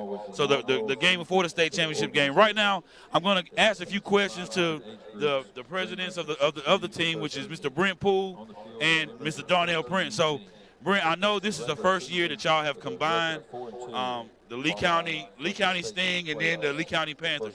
What difference has it made as far as what you've seen? Well, I think it's brought the kids together. You know, let them see each other, get used to playing with each other, which is what eventually is going to happen when they get here to the high school, whichever high school they go to. So it's brought camaraderie between the boys. Gotcha. Now, Mr. Prince, as far as what you've seen this year, I know sometimes we talk about the competition level of what we've seen. What have you seen from what benefit has it brought the combination, the combining the two teams in Lee County? The competition level has stepped up on both sides. I think the kids come out to compete every day. It's very critical what we got going on. The coaches have stepped their game up, and we all just working together, and everything just turned out real good. So I know a lot of times we get a lot of attention to the middle school, but I can vouch for myself and say that what AAU football has done for even my child, for yours, DDP, you know, and even down to Dez Evans. If you look out on the field, you see that the ones who continue to play football outside of the school as far as AAU travel football have really succeeded on the football team here.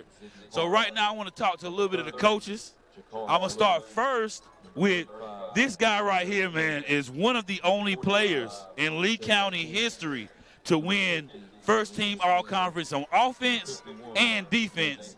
He was the quarterback back in Lee County a little while ago, Jay Austin. Now, Jay, you're the head coach of the 13U, assistant coach. Assistant coach, Brent's the head coach of the 13U who will be playing in the state championship game. Give me a little bit of, like, what's your plan going into this game? I know you've been there before. What's your plan this year? Hey, play good defense, man, and just, hey, don't lose our composure. I know you're not a man of a lot of words, you know, so I know you represent your team by what they're doing on the field. So I'm gonna go over to the 12U. I know they lost last week, but however, that was something that a big accomplishment. Some have never been in that stage. So the head coach right here, Stephen Austin, who is also my family member. So tell me a little bit about last week and about your team. I got a young team. We're adjusting to the level of play, the level of talent. So next year they should come back even bigger, even stronger. Gotcha. So now my last coach that I'm gonna reach out to. This is the father of who I speak of all the time, the Boom Brothers. There's 3 of them. And next year, there's going to be 2 other here, the Boom Sisters. So this is the father, T.A. McKinley, who was also a, former Lee County athlete. T.A., as far as your kids, what difference has AAU played a part in your kids? How much more has it helped them? Well, they come more advanced than kids we never played before, playing a lot of football. My kids played since they were 7, 8 years old. I promise you, by the time they got here, they probably had played already 100 games. So travel ball, AAU football, this is great. This always been great. If you want to see your kid do good at Lee Senior or Southern Lee, this is the way to go, man. Because when they come out here, they're gonna keep up with most varsity players than your average kid, period. So it worked out great for my kids. That's the truth. Gotcha. So if you've been watching this network show tonight, if you've been watching the game, there has been an ad that's been running. And what that ad is for is to help these guys back here. Y'all wave your hands right here. They'll be playing in the state championship game this coming Saturday. They will also be traveling to Florida to play in the AAU National Championships. And they need your help. We're going to run a link to their GoFundMe to raise money to help these kids get down to Florida. It's a huge accomplishment. Everybody can't do it. Every child can't do it. But for the ones who can, they need your help. So if you see that GoFundMe link, hey, man, take those $2 or $3, $5, $10, and definitely give to them. This is the Lee County Lightning AAU football team. They have made their statement. They are here to stay, and we'll see them soon down in Florida. Chris, do you got anything that you want to ask them personally? I got a million questions. I know you got a million questions. I want to start by asking T.A. what he feeds those kids. But instead of doing that, I want to do something important. How much money does the Lightning need to raise to get to Florida? So Chris asked this question. Well, I'm going to tell T.A. first. He said he just want to know what you feeding your kids, that you got 3 of these Boom Brothers over here. But I'm going to go to the other question real quick. So they want to know how much money is needed for you guys to get to Florida. Well, right now what we're looking to do is we're trying to raise a number of 10,000 right now. Okay, that's a good starting point because the goal is to make sure that all the families are taken care of. Food, there's no worry for any of the families to get down here, so we can go down here and truly be a family, have a good time, and show these boys a good time for the work that they put in this year. So right now we're shooting for 10,000. Of course, the more the better, and the more we can do for the boys and the families that once we get down there. Well, I just want to say that every nickel that is spent on this trip is. Can you hear me, Jerry? But, however, I know, Chris, you probably had a few more things to say. I know we're running short on our little time. Lee County, let's stand behind these boys. They need to raise $10,000. Let's raise $15,000 for these boys. Let's not have to anything have to come out their parents' pockets. We know Christmas is right around the corner. 2, 3, 4, 5, 10, 20, 100, 1,000, whatever you can give. definitely make sure you hit their GoFundMe link account. I thank you guys for visiting us at the Classic Nissan Halftime Show. When we come back, we'll be back with Chris in the booth. But remember, Lee County Athletics, Lee County Lightning, GoFundMe. Let's get these boys to Florida. Lee County Lightning is national championship bound. Go to their GoFundMe page today and help them as they attempt to bring home the national championship to Lee County.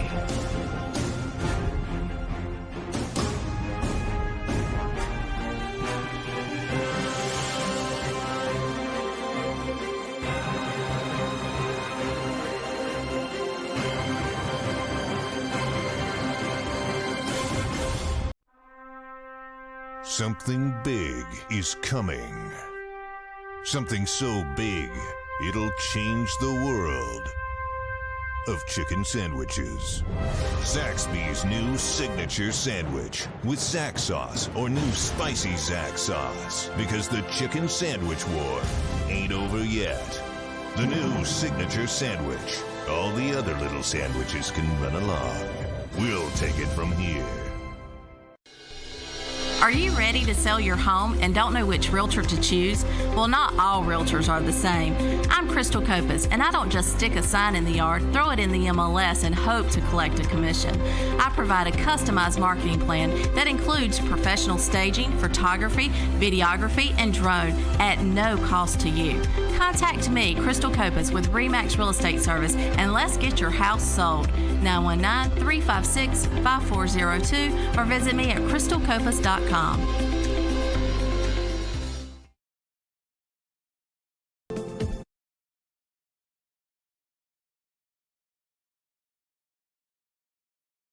Chalmers, he's taking that to a whole new level. All right, guys, get your wallets out. I got a hundo. Nate? I got a hundo. All right, Rob? I'm in. Tim Copas, our producer, said he's got it. That's 400 more. They're about halfway to their goal. I just checked the GoFundMe. They're sitting at about 5,300, something like that. Was that what we saw? All right, get it out there. Let's take care of these kids. Make sure they're rewarded for all the work that they put in. And if you don't think that there's good done, just look at the other end of this as we see so many kids come through the Lee County and Southern Lee high school football programs and what it does propelling them into the rest of their life. Some of them are going to play football at the next level. Some of them are just going to become better men for having played high school football. It's important stuff. See, the way I look at it, Chris, it's an investment. If they get better and they continue to do what they do, we get to broadcast on Friday nights. So that's an investment in what I enjoy to do in the fall. So there we have it. I can dig it. I like it. I like the thinking. All right, we're down inside a minute until we get back out on the field. Guys, I asked the question during the break, and I mean this seriously. Lee County gets to go back to the field house. Yes. They're in there and they're warm. They're in there and they're warm. Jacksonville, on the other hand, down there in the corner, out here in this cold. Is there an advantage either way? What do you think? So a lot of that depends on your coaching staff and your thought process and your mentality. I, as a player, never wanted to go get warm. Okay. Because once you come back out, it's hard to get reacclimated. Right now, these boys are acclimated, and they've gotten used to it. But at the same time, if you've got any sort of sweat, you sit down, all of a sudden you get real cold real quick. And so there's two thought processes. As a player, I always wanted to stay out. As a coach, I wanted to go in. Rob, what are your thoughts? Well, I agree with the exception of McKendall. If I had McKendall, I would want him where it's warm. Absolutely. I'd want to get some good heat on that hamstring. I wouldn't want that thing getting cold as the night air starts to sit in. All right, we thought this would be a good ball game. It hasn't let us down. 9-7 coming into the second half. Jacksonville with the 2-point lead. That blocked extra point, maybe it looms large toward the end of the game. We'll see. Jacksonville gets the ball coming out of the half, and they'll be looking to come in. If you're making adjustments for either one of these teams, we'll start with the offense. Offensively, what adjustments do you foresee for either one of these two offenses? Offensively for Lee County, I'd like to see a little bit more combo blocks, getting those offensive linemen up to the next level. Jacksonville showed in that second portion of the first half, especially that second quarter, they were only putting 5 in the box. They were not respecting the offensive line of Lee County at all. So I'd really like to see, not necessarily a different blocking scheme, but maybe some chip blocks, maybe help with the back to get those guys up to the next level, to get our dynamic back backs of B.J. Brown and JoJo Jennings and those guys, give them a little bit more space where they're not having to break tackles at the line of scrimmage. All right, Rob, adjustments for the defenses. I think there's two things. I think, number one, you got to get off the field on third down. I think some of that is you've got to spy the Jacksonville quarterback. You just can't let him run out of the pocket. I think, number two, when they're flooding the flat, pulling that back out, they're putting the flat defender for Lee in kind of a conflict, you've got to account for that. Either you slide over or you bring the safety up, but you've got to account for that because they're opening that seam on this line. All right, I think we would all agree that kind of the player of the first half was probably Benton, the quarterback, Josh Benton, senior quarterback for Jacksonville, made a couple of really big plays. First of all, kept a drive alive, then did a lot of work after that to get them down in striking distance to punch in the lone touchdown for Jacksonville. What else, though, has been the most impressive for you? We'll start with you this time, Rob. For Jacksonville? Either team. I was very impressed with Lee County on the last drive. I mean, they were getting punched in the mouth. They were down. Offense really hadn't had a lot to show coming into that last drive, and they turned it around. And the offensive line did a great job. Patterson was very patient with his reads, made some great throws, and they put Lee County back in this ballgame. Nate? So I'm going to throw two out. That last drive from Lee County, Tyrik McKinley, to come back, have, 3 big catches on that drive, one being punched in to the end zone, to the toughness of that young man and this Lee County staff to have faith in him, really put the ball in your playmaker when you need it most, that sort of mentality. So that's been my big one for Lee County. For Jacksonville is the pure speed and toughness of this running back group, and I include Benton, the quarterback, in this because he's done a good bit of running himself. The speed and toughness of this group, especially running their freshman running back, number 30, man, that kid can tote the rock. Well, I've been impressed with the linebackers generally for both teams. Absolutely. Yeah. Jacksonville, R.J. Grant, number 3, been all over the place, and when he hits you, you're done moving. Sort of the same thing we see from Lee County week in and week out. We get spoiled with good linebacker play. But also, we saw Matthew Lovett with a big play with the pass breakup, the dive and play. These guys read, they get there, and they tackle. That's what else can you ask for from your linebackers? I'm impressed with Jacksonville's defense. If I'm Lee County in the second half, we've seen a lot of teams try to compress the game against Lee County over the years. If I'm Lee County, I'm trying to extend this game. I want to see them go tempo. Yeah. You saw it in the second in that final drive where they were able to walk it down there. We haven't seen a whole lot of rotation at any position group on the defense for Jacksonville. I'd like to lean on them. I'd like to get them trying to catch their breath and go tempo. We'll see what Coach Bordeaux's got in store. One of the things I'm interested to see at the halftime as they came back out on the field, Mark Schlesinger taking some reps back there throwing the ball around. Now, part of that's loosened up Will Patterson, but that is a consideration if they go with Schlesinger for a series or two. He offers a completely different look, and might be something that they need to keep those Jacksonville linebackers honest. All right, Kennedy Hernandez to kick off and open the second half of play. It's been a good first half. We can only hope the second half is just as good. That one's going to wind. That one took a hard left turn. What you want to see for Lee County. No, sir. Well, the only upside is it can't go back to the house if it's going out of bounds on the fly. Now, but it'll set Jacksonville up a pretty good field position. Chris, an old ball coach named George Allen said the most important drives in the ball game were the first 2 of the third quarter. So let's see how Lee comes out on defense. Well, I'll tell you something. George Allen used to also said that a rookie will lose you at least one game a year. And we saw the freshman tailback for Jacksonville, Damon June, put the ball on the ground one time during the first half. He got away with it. Ball security has been an issue for Jacksonville, and in particular with June because he's taken some giant hits. He's going to have to hold on to that football in the second half. All right, Benton with the hand. Short gain on first down. Guys, a few score updates from across the playoffs. 14-6 Cleveland over Cardinal Gibbons at the moment. So a big potential upset there. Scotland County and Northern Nash tied 7-7 at the half. And Scotland County just scored. It's opened up to make it a 21-7 lead over Northern Nash. Oh, wow. All right, that's more what I expected from that Scotland-Northern Nash game. No offense to any Northern Nash fans that are tuning in. 2nd and 7 here for the Cardinals. All right, Benton fakes the hand, going to keep.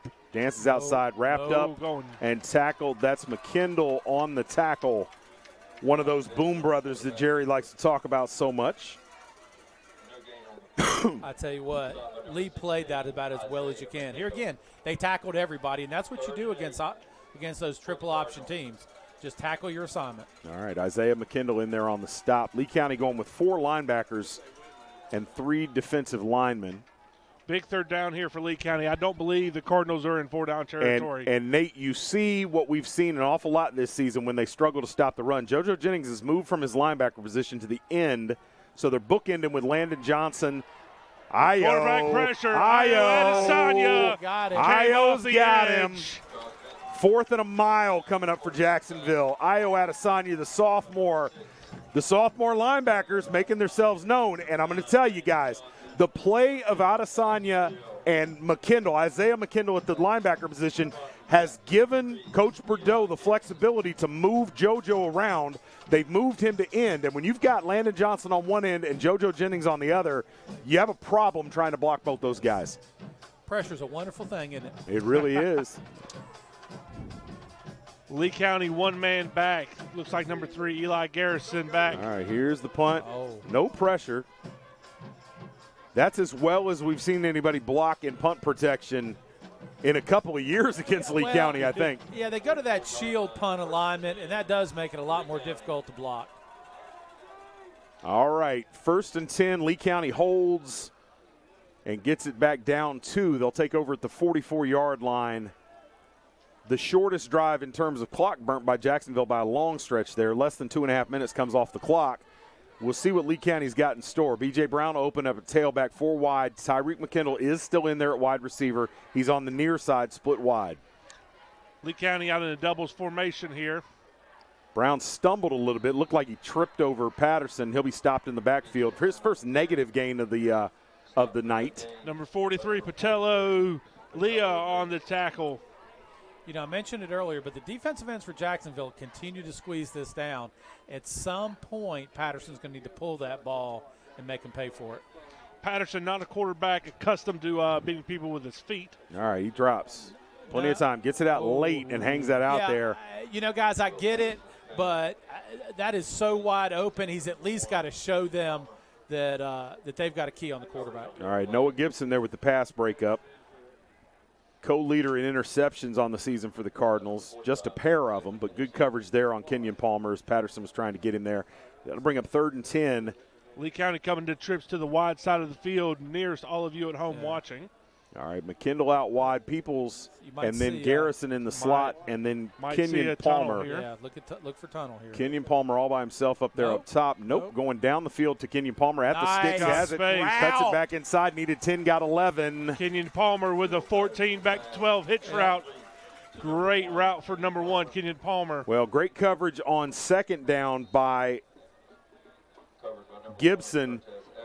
Got run out of the route there by Kenyon Palmer. Palmer stopped, and Gibson continued on down the field. Palmer with the nice catch. There's the toss to the edge. B.J. Brown, look out. Brown's got some space. Bunches outside, maybe wanted to take a look inside, but he'll have 9 on the carry. 2nd and 1 coming up. Jacksonville screaming for a fumble. They're not going to get the call. That ball didn't look like it was out until well after Brown was on the ground. Rob, I might have spoke wrong there. When it's that deep coming back, is that a comeback route or still a hitch route? It's a comeback route. It's a comeback route. It's a comeback. I apologize. No, and one of the great things about Palmer as a senior, he came back but made sure he beat the sticks when he stopped. Because that's the fear that you come back a little too far. You come back to the 9-yard instead of the 10-yard. Exactly. All right. Kendall Morris checks in at tailback for the Jackets. 2nd and 1. Fakes the hand to Morris. Now looking down the seam. Plenty of time. Looking for Garrison. Nope. All kinds of. Woo.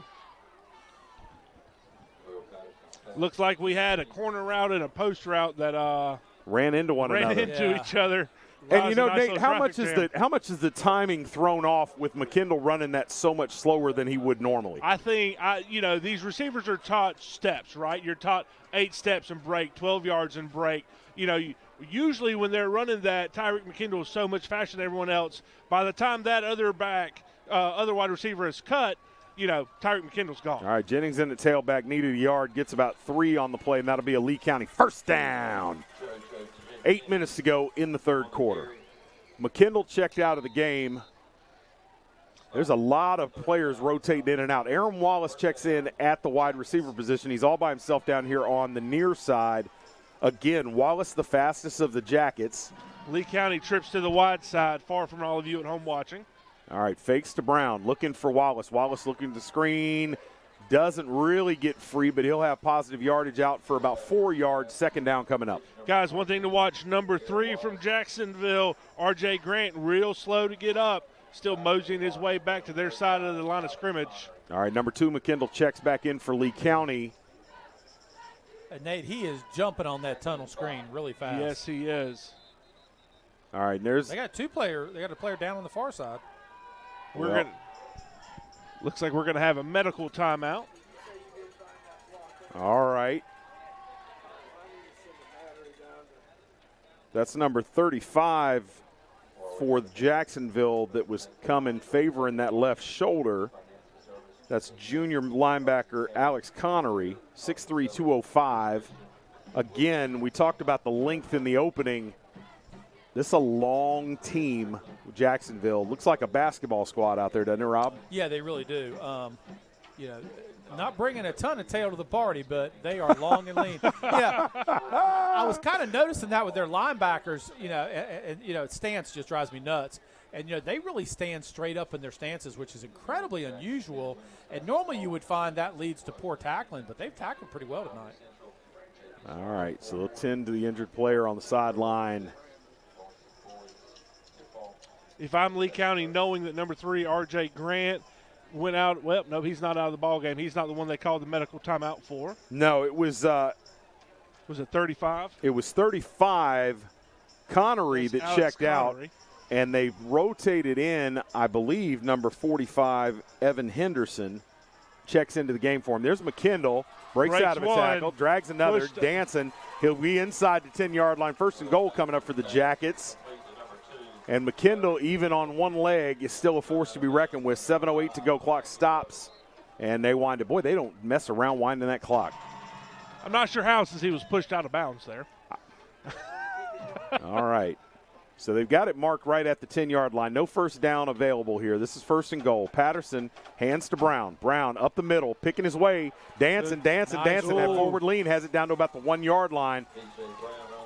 Looks like the heavy set's coming in. Rob, T.J. Johnson and JoJo Jennings. Every great running back I've ever seen in my life has one thing in common, and that's that forward lean. How do you teach that to a young man, or is it something they just do? I think it's something they just do. The second thing you see a lot is their legs never stop churning, and that can be taught a little bit, but a lot of times that's just instinct. All right, big package in there. Johnson stoned. That's twice they've gone to Johnson, and he's gotten knocked backwards. Big number Loses 43. a yard on the play. Third and goal from about the 3-yard line. And, we asked about them trying to run wide and what made them think about that on tape. Obviously, they watch some tape, and they know when Johnson checks in the game, pretty good chance he's going to get the ball, and they've been ready for him. Hey, keep an eye on tunnel here. All right, well, nobody's guarding Eli Garrison. They run a man out late into the slot. They fake to JoJo. Now they go the other way with Johnson. Johnson this time scores. That is the play. That is it. You run the fake one direction, get those linebackers, especially those athletic linebackers that like to get on the move quickly. Johnson comes back the other way, and Lee County is on the board again, 13-9, and in the lead for the first time tonight. Nate, you're the offensive guy. Talk about that play design. I love the misdirection there from Lee County, then giving it to your big back just to power it in. That motion got the linebackers flowing the opposite direction, opened up a hole. Here we are, Lee County lead. All right, Hernandez has the extra point. 14-9, 5:48 to go third quarter. Lee County with a little bit of momentum. They'll kick and see if Jacksonville can answer back after these messages. We also have a flag on the field for roughing the kicker. We got roughing the kicker. That's gonna be on the kickoff. So all right, well, you'll see an onside kick then for sure.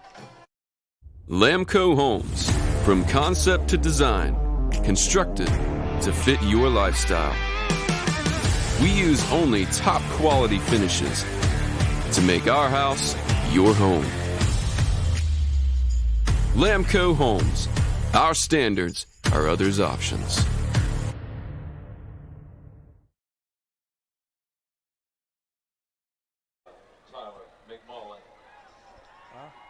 Cleveland up 21-12 over Cardinal. Yeah. All right, welcome back. Big. Jerry can't hear you.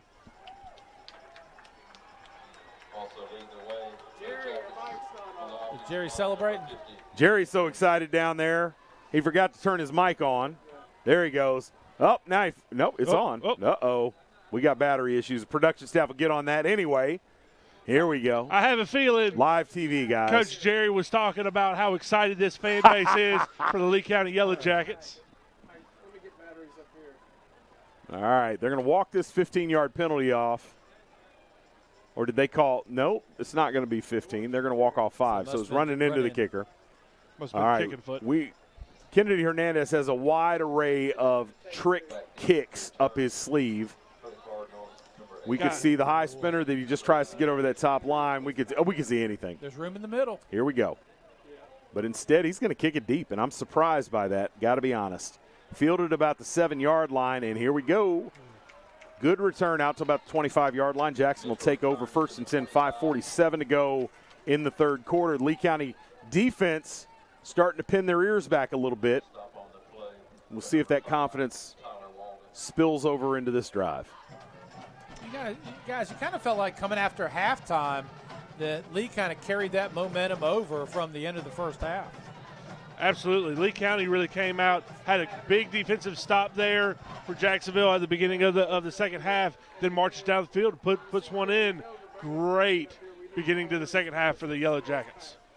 Guys, I'm watching the gamesmanship down here between Sean Jones, we talked about in the pregame, the big-time receiver for Jacksonville, and Kendall Palmer, who's drawn the man matchup all night. There's the toss late and short. Plenty of room to run if he'd have been able to corral it. But Benton, who's made some really nice throws tonight, lollipop that one, and it didn't quite get there.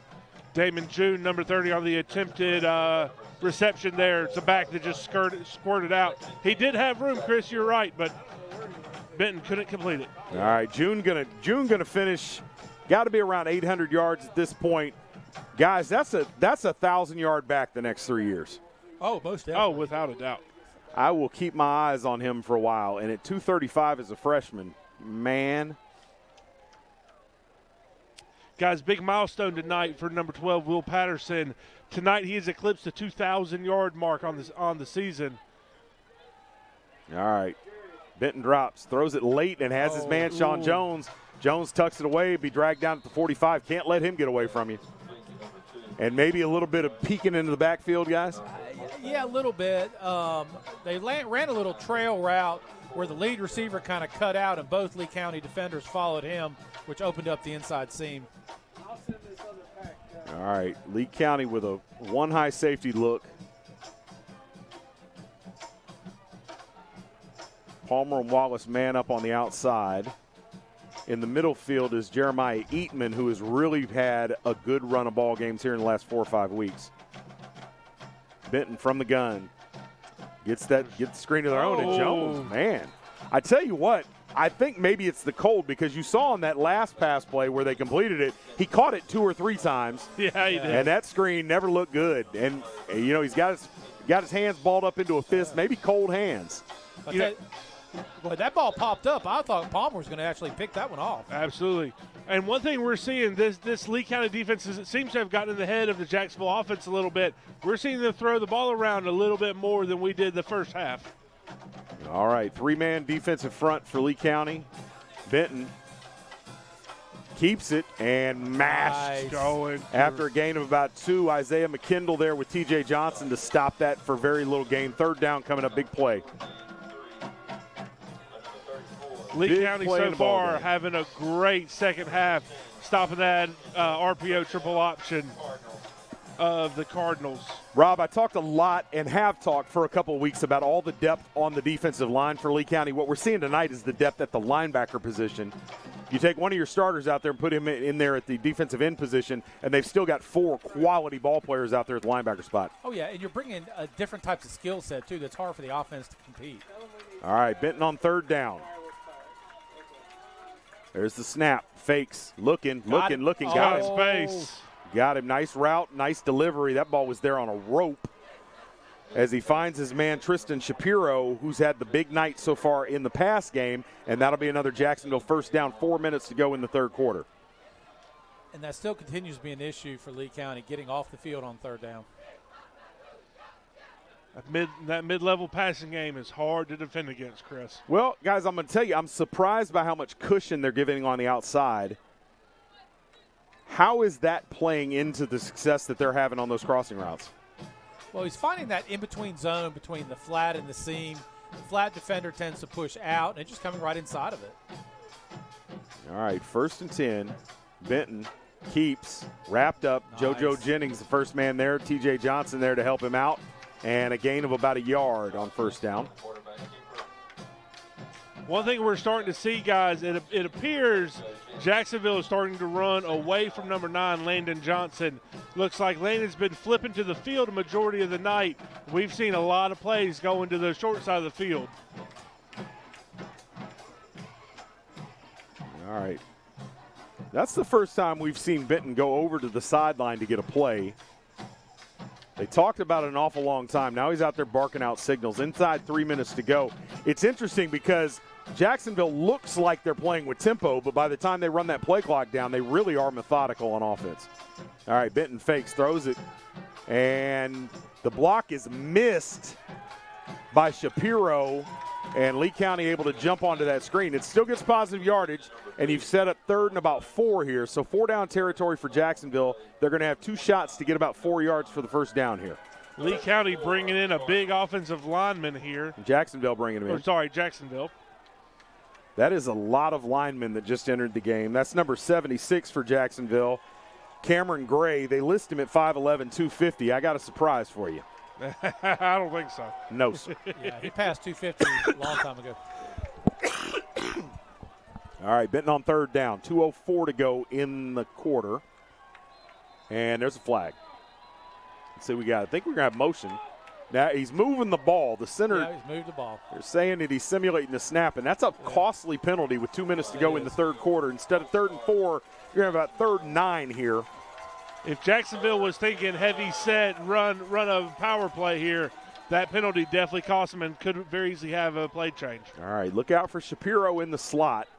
Now he's going to flip sides, and they're going to go to this bunch formation over here on the left side.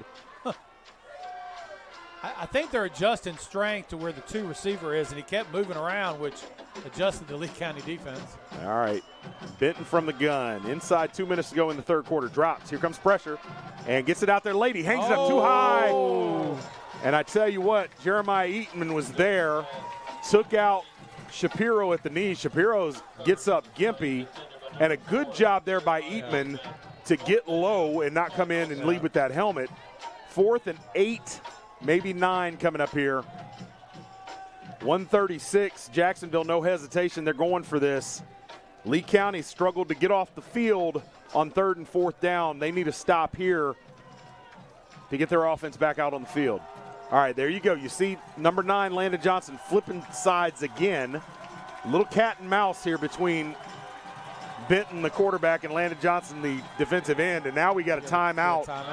Jacksonville, a little discombobulated. They're going to try and talk this out. We'll take a break with them. 1:36 to go in the third quarter. Lee County nursing a 14-9 lead. You're watching the NFHS Game of the Week.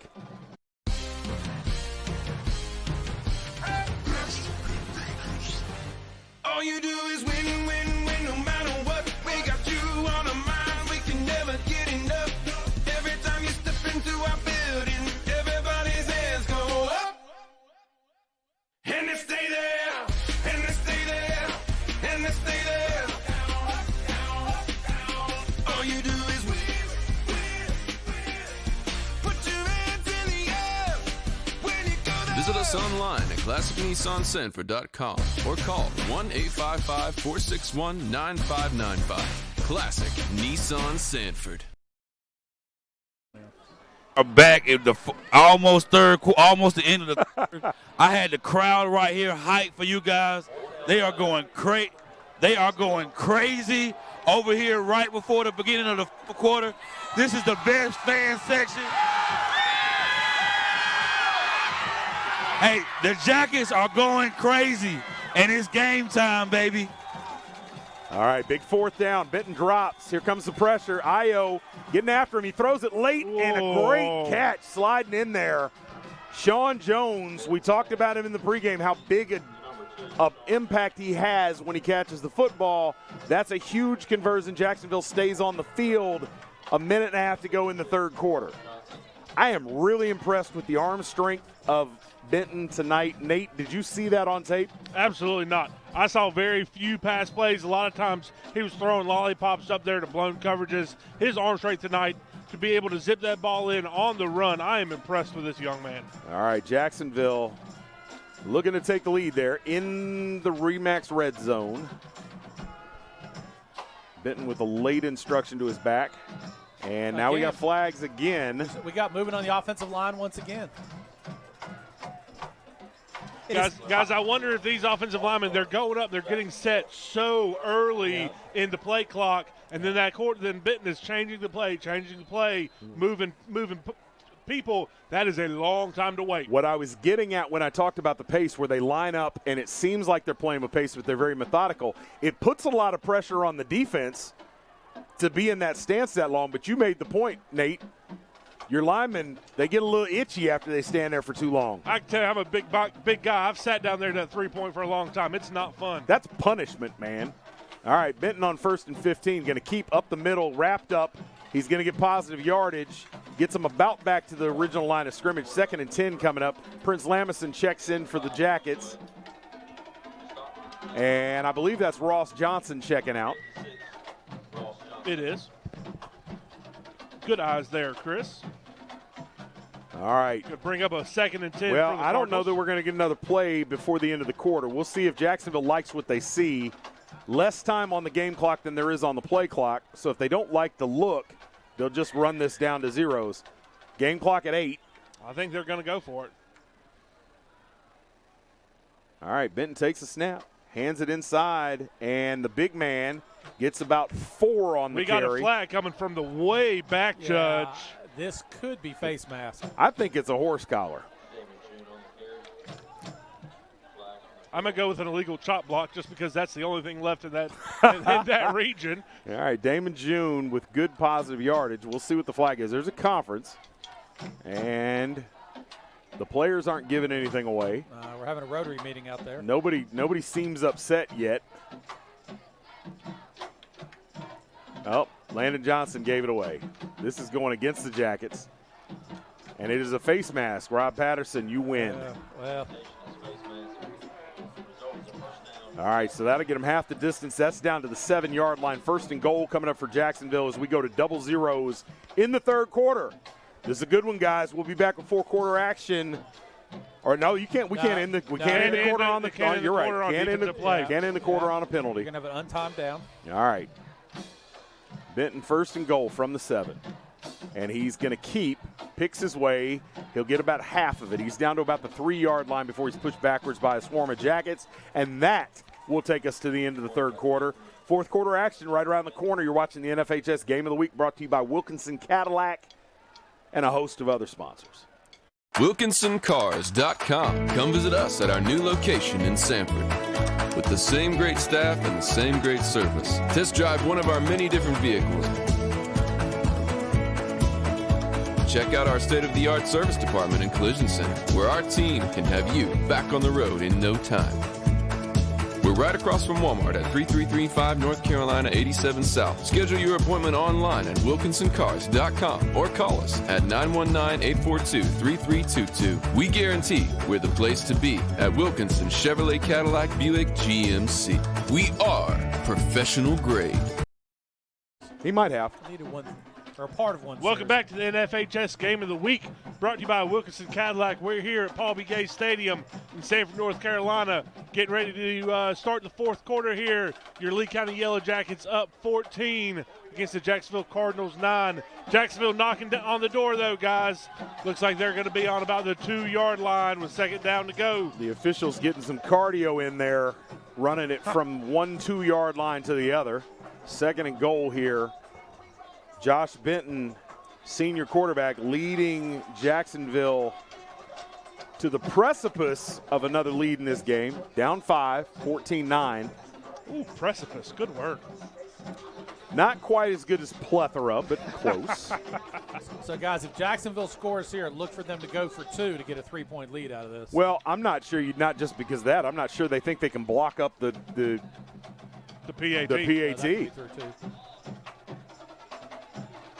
I was just judging it based on my chart. Well, I like to say you don't chase points early, but we're into the fourth quarter, so it's time to chase those points. There's Benton. Benton went at the mesh point, and he stood up and into the end zone. June. Yeah. Hard to stop him inside of 2 yards, and Lee County not up to the task. Jacksonville back out in front, 15-14 on the first play of the fourth quarter. Excuse me. June, what a running back as a freshman. He is a bowling ball running through there. Once he gets ahead of steam, you can pretty much guarantee he's going to get 3 to 4. All right, and as Coach Patterson predicted, the offense stays out on the field. The PAT will come from the 3-yard line. Excuse me. This is big here, gentlemen. Oh, it most certainly is. In a game where points have been a commodity, this is the difference between a tie after a field goal or a lost ball game. All right. Benton takes a snap. Hands. Nope. Going nowhere. Io Adesanya. Oh, no, it wasn't either. I take that back. Tyler Walden, number 5, making a splash play on defense. And like you said, guys, those lost points. Lee County, of course, gave away 3 on the missed field goal early. I told you it was a tough angle. You're right. You're right. And now Jacksonville's walked away from both of their touchdowns without an extra point conversion. And the lead is only 1. Now, not only when you think in terms of, what that means moving forward into the rest of the game, as far as what a field goal does, you also have to think about what happens if these teams trade touchdowns again. Oh, yes, exactly. All right. Guys, a couple of updates. Scotland County still showing up 21-7 against Northern Nash. Eastern Alamance up 28-12 against Westover. And I'm currently working on a J.H. Rose score, so to see if whoever wins this ball game will progress on. J.H. Rose is a team to keep your eye on, because if you've got one guy you have to lean on, Michael Allen, their tailback, number 6 prospect in the state of North Carolina, one of the fastest backs. Dangerous play here. Down. Oof. Good job to corral it by Tyler Walden there. Walden with big plays on back-to-back snaps. And Lee County with good field position. I like that strategy, man. That takes a lot of stones to try to kick the ball right at somebody. Yeah. But they've pulled it off and caused problems for Lee County. It hasn't bitten them too badly. And here we go with the offense. Lee County going to take over on their own 39-yard line here. At this point, with it getting cold, that Jacksonville defense has put in a lot of work tonight. I'd like to see a healthy dose of B.J. Brown. Nope. Fake. There's the tunnel. Kenyon Palmer spins out of a tackle but is wrapped up and run out of bounds. Nice pursuit there. Number 42, Jermaine Banks on the tackle. Short gain of about 2 for the Jackets. Update on the J.H. Rose 71st game. J.H. Rose is currently up 20-7 over 71st. It was Omar Ramirez on the tackle. There's B.J. Brown. Oof. Ooh. Boy, I tell you, problem with the mesh point, that ended up back on his hip. He gets about a yard. Nope, they're gonna lose a yard on the play, but B.J. Brown did a good job not to put that on the ground. And now here's 3rd down. Lee County with all the momentum just a couple minutes ago. Now it's going the other way. Big 3rd and 8 here for Lee County. That mesh point did not look great the last play. All right, Patterson drops. Plenty of time. Nobody open, and he's got to get rid of that. You got to get rid of the football. He doesn't. Kenyon Palmer was open over the middle, but Patterson couldn't see him. And here we are, 4th down. Lee County's going to punt this thing away. Jacksonville has been willing to give that screen up and defend it in exchange for being able to take away everything down the field. Lee County with really nothing over the top all night. Lee County needs to snap this ball and get too many men. Yes, too many men. That's too many men on the field. Does our zebra crew see it? Nope. And picked up late. And a block. Oh, my Lord. I don't know how your side judge doesn't see that when they're running square in his face. Right at him, I know. Right at him.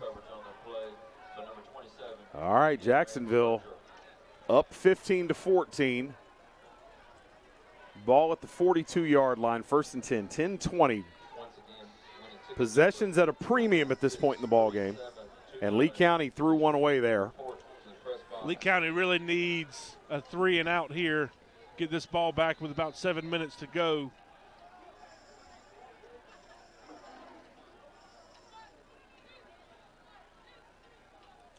Jacksonville taking all the time they want right now.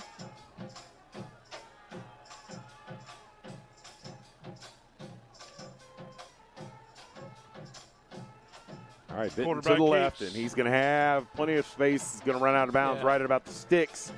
So Lee showed edge pressure from the field side of the play, and Jacksonville just ran straight to the boundary away from it. All right, Jacksonville, 1st and 10.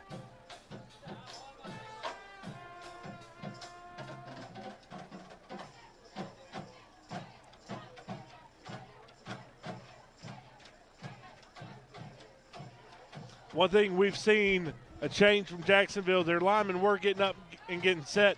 Now they're waiting until Benton gets back into his position before they get down. All right, to the right this time. Benton pitches late, and he's got a man, and June with plenty of room to run into the secondary, doing damage and dragged down by his ankles. Kenyon Palmer saves a touchdown, but June does plenty of damage with about 30 down there inside the red zone at the 19. Jacksonville with the 1st and 10. That's as good an option look as we've seen tonight. Yeah, but I almost think it was designed pitch because both guards pull almost like you might have run buck sweep. You rarely see that in true option. Man, as an offensive coordinator, Nate, nice to have a quarterback this athletic that can do so many things, isn't it? Absolutely. This young man has a very impressive arm that I was not anticipating tonight. He reads well. He commands his offense well. He is a heck of a ball player. All right, 1st and 10 from the 19. Benton waiting. Great play on defense there. Swallowed up. That's Braden Kirkland with the stop there. That'll be a tackle for loss, 2nd and 11. And for the folks at home just tuning in, Jacksonville, a team played 11 games this season, is 0 for 0 in field goal attempts. What a statistic. Well, they're not 0 for 0 because they hit one today, so they're 1 of 1 on the season. My fault.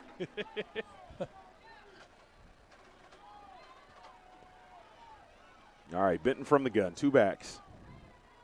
Takes the snap, hands it inside, and number 4 on the carry, Cameron Rivera. All right, 3rd and 6. Lee County needs a stop here. Ross Johnson checks back into the game on that defensive front. Definitely 2-down territory for the Cardinals. If they've got their A team in there on that defensive line. Yeah, it's a tough call, isn't it? Yeah, and you say that, but it's still a 1-point lead. A field goal puts you up 4. Yeah, but they're 0 for 1. They're 1 for 1. 1 for 1. They're 0 for the season, but they're 1 for 1 tonight. All right, there's the hand. And that's June dragging tacklers. He's into the end zone. Man, I tell you, we've seen that the other way with JoJo Jennings a lot in the last couple of years. June running through arm tackles. Never even slowed down, and he is into the end zone. Touchdown Jacksonville. And now they're out to a 7-point lead. And they're going to keep the offense on the field and go for 2. So, Nathan, this is an interesting call. Nope, now they've changed it up.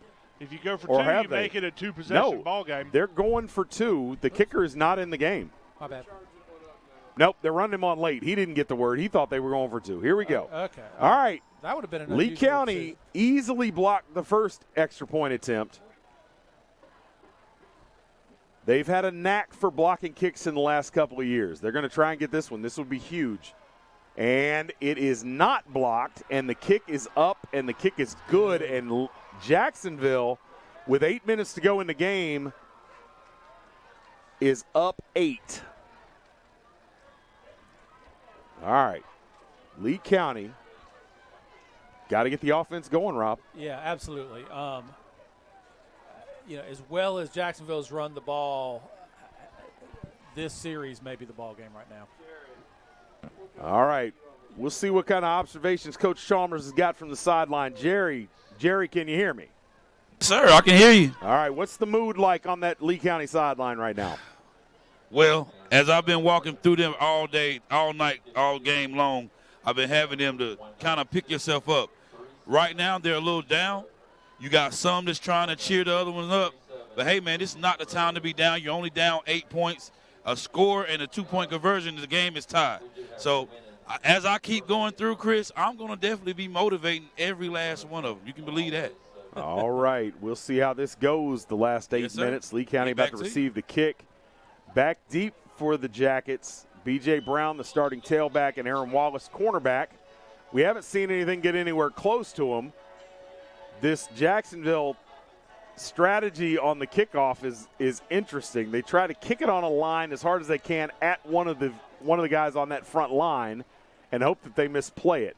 Nope, now we get a high spinner, and that's going to drop in no man's land. That's trouble.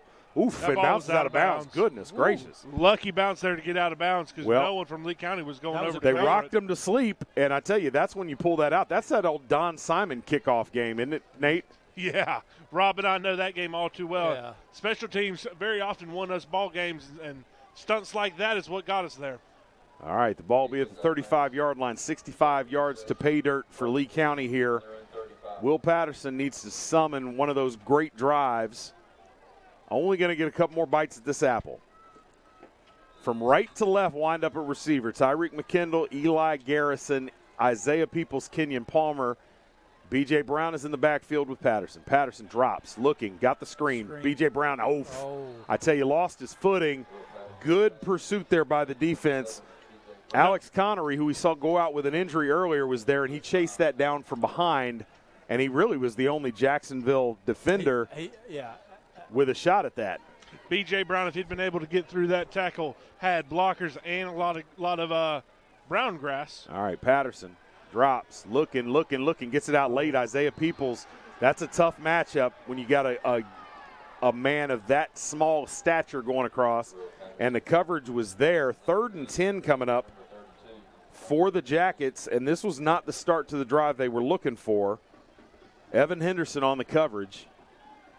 Jacksonville happy to rush 3 and give Patterson time, and the coverage has just been all over these Jacket receivers. Yeah, look for Brown open on the field side. Patterson right from the gun, drops, throws late. Kenyon Palmer, he underthrows him. Palmer was at the sticks. Patterson can't get it there, and now Coach Bordeaux with an interesting decision to make, and doesn't hesitate. He's going to punt this away. 7:35 to go. Lee County not only needs a stop, they're running out of possessions. Yeah, but I still think punt's the right time here.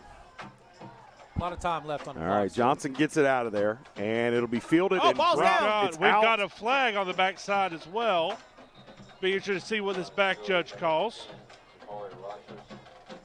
All right, Jacksonville, man, it's been an adventure in the return game, but they've managed to get back to the ball.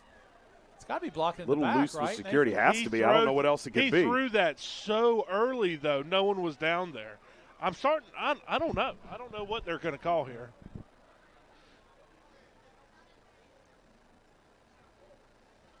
12 men on the field? No, that would be a dead ball foul, and Lee County would have to kick it again. Okay. Well, you lost me then. I don't know. Did he bluff a fair catch signal? I don't know what happened there. They had 2 guys moving? I don't know. Okay. All right, 7:34 to go. 1st and 10, backed up to the 31-yard line. This Lee County defense needs a big play. Really need a big turnover here for the Yellow Jackets.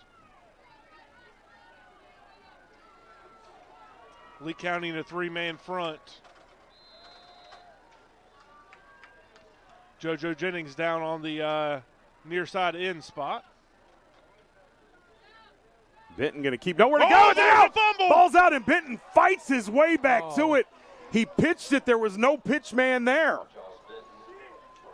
Wow. What a recovery by quarterback Josh Benton there. And had a man on his back Landon to be able to get there. Johnson was in the process of tackling him as he crawled to recover that fumble. 2nd and 18.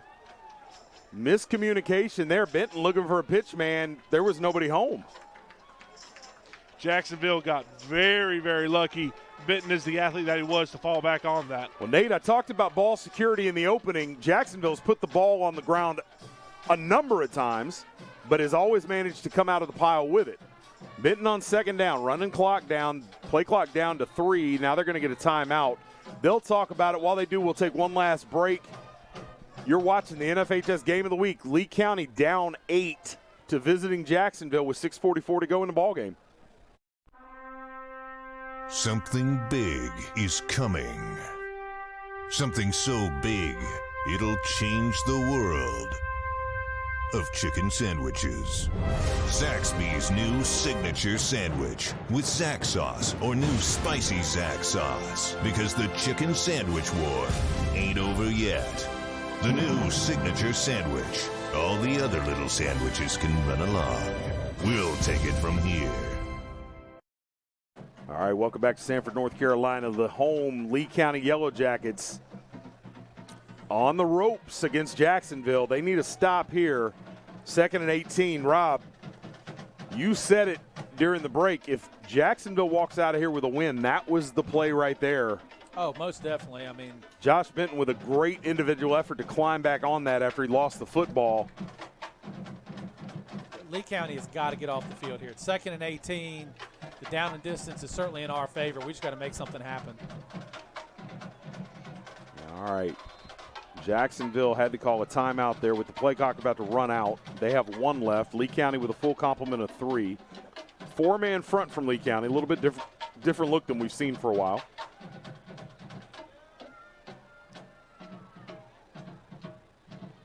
All right, the hand is up the middle. June, nothing doing there. Prince Lamisil in a swarm of Jackets gets him right at the line of scrimmage. 3rd down. Very conservative call by Jacksonville on 2nd and 18. Kind of surprised to see such a conservative call there. Coach might have gotten a little gun shy there after the pitch to no man's land with a phenomenal play by Benton to recover it. Guys, I don't know. I tend to disagree with you. After what happened the last time June touched the football and the defense parted like the Red Sea, I'm not sure that I think it's that conservative. 3rd and about 17 here, 6 minutes to go in the ball game. Josh Benton has made big play after big play tonight when they needed it most. Looking deep, down the seam, under pressure, scrambling. Now he's got to go. He's going to be wrapped up and dropped well short of the 1st down. He picks up a bunch, gets about 10 on the play, but a 4th down coming up inside 6 minutes. Jacksonville's going to punt this away. Again, Tyrik Mckinley, the all-state wide receiver for Lee County, hurt his hamstring in the 1st quarter, has been into the ball game but is not at 100%. In a situation like this would be where you'd see McKinley back there to return this punt. Instead, you've got Eli Garrison, the senior, who is in there more for his hands than he is for his legs. Here comes Lee County after this punt. High snap. He manages to get it out of there, and that's going to take a good bounce for Jacksonville. Rolling, and it's going to come dead at the 36. Will Patterson, senior quarterback, certainly doesn't want this to be the last drive of his career. He needs a touchdown here to extend this ball game. Guys, one thing we did see from that last drive from the Cardinals, there was not a ton of clock run from that Jacksonville team with the timeout. So Lee County still plenty of time left, 5:18 left to go in the 4th quarter. Yeah, and you'd like to see maybe Lee do a little bit more run and pass on this drive. They kind of went pass only. All right, Aaron Wallace is on the bottom side of the screen. When he's in there, they run something to him. B.J. Brown with some space. He gets it outside. He stretches, spins. He's going to have about 18 on 1st down. Lee County with the 1st down, 5:10 to go. On this wide side of the field now with Wallace down here, split wide. No, they're going to check him out. Kenyon Palmer back into the game. Anytime you get Brown out in space, that pays dividends. Lee County back in their doubles formation. There's the screen to McKinley.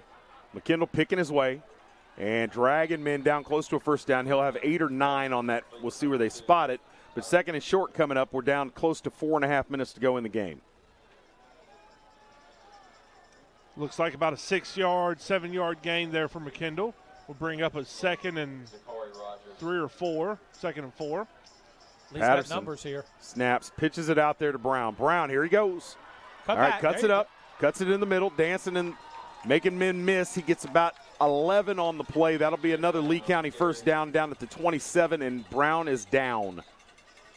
All right, B.J. Brown has a tendency to get up slow, but he appears to be hurt. Brown with the bad injury luck last year in his first game as a freshman with the varsity in opening week against South Granville, went for 100 yards. Yeah, broke his wrist and didn't play again.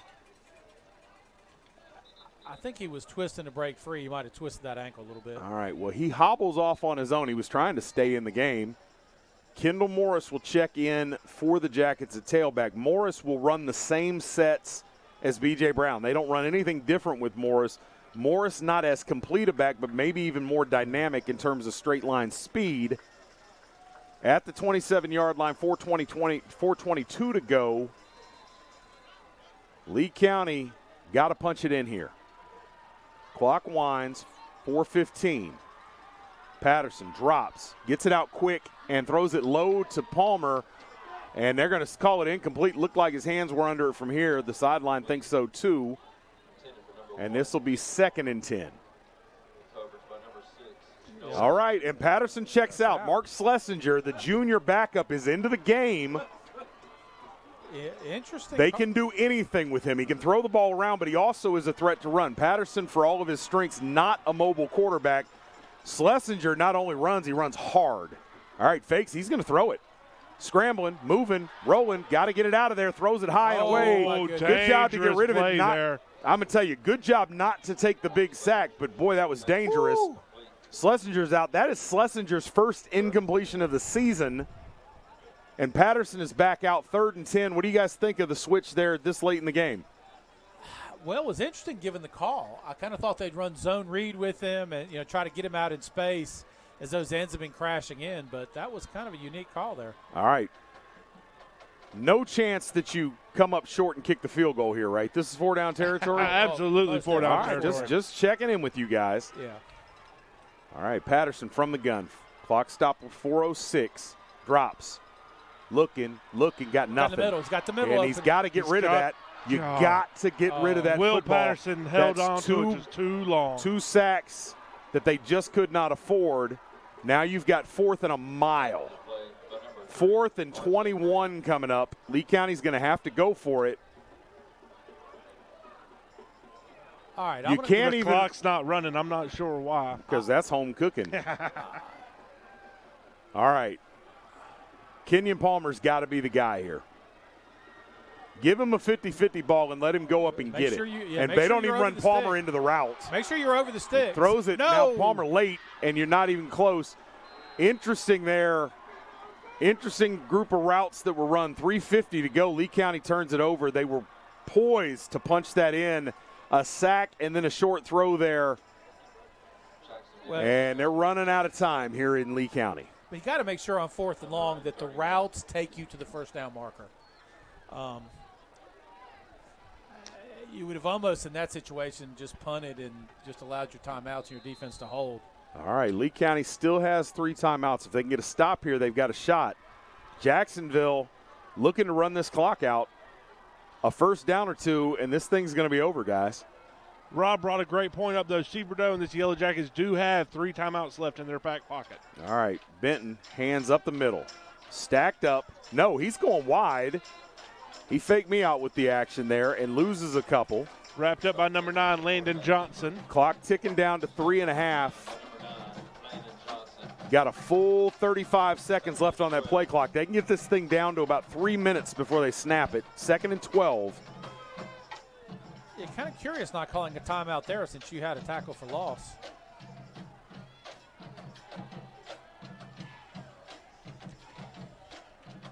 Jacksonville's goal here, run plenty of clock off. By the time this play clock hits 0, we'll be right at the 3-minute mark. The benefit of having a senior quarterback, Benton, for all of the things he's done well, he's really managed the game well, and that's a big thing here. All right, the hand is up the middle. June pushing the pile. 3rd and 6 coming up. Lee County going to get a timeout, stop it with 2:54 to go. No. Well, they finally blow it dead after they cost them another 6 seconds. The clock is still running. He called it at 2:56. They stop it at 2:49. And Lee County going to talk about it. Let's go down to the field. Coach Chalmers, we're getting awful late in the day. Lee County running out of possessions. What needs to happen here? Hey, the game is not over. You got 2 minutes, 50 seconds, 2 timeouts now. You're down 8 points. You get a stop right here. You force them to punt.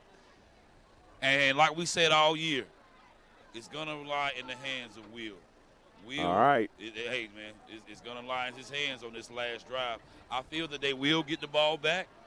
I feel that they can put together a drive, but it's going to be on the hands of Will Patterson. All right, 2:52 to go. Before any of that matters, Lee County needs a stop here. Got to get a stop right here. They got to get a stop here. Third and a long 6. Chris, I know y'all been talking away up there in that booth. Now, tonight I'm kind of missing that talk right now, but, hey, it's well worth it. All right, here we go. 3rd and 6. Lee County season hanging in the balance. Lee County looking like they're going to come with a 4-man front with JoJo Jennings on the far side, defensive end. Landon Johnson here on the wide side of the field.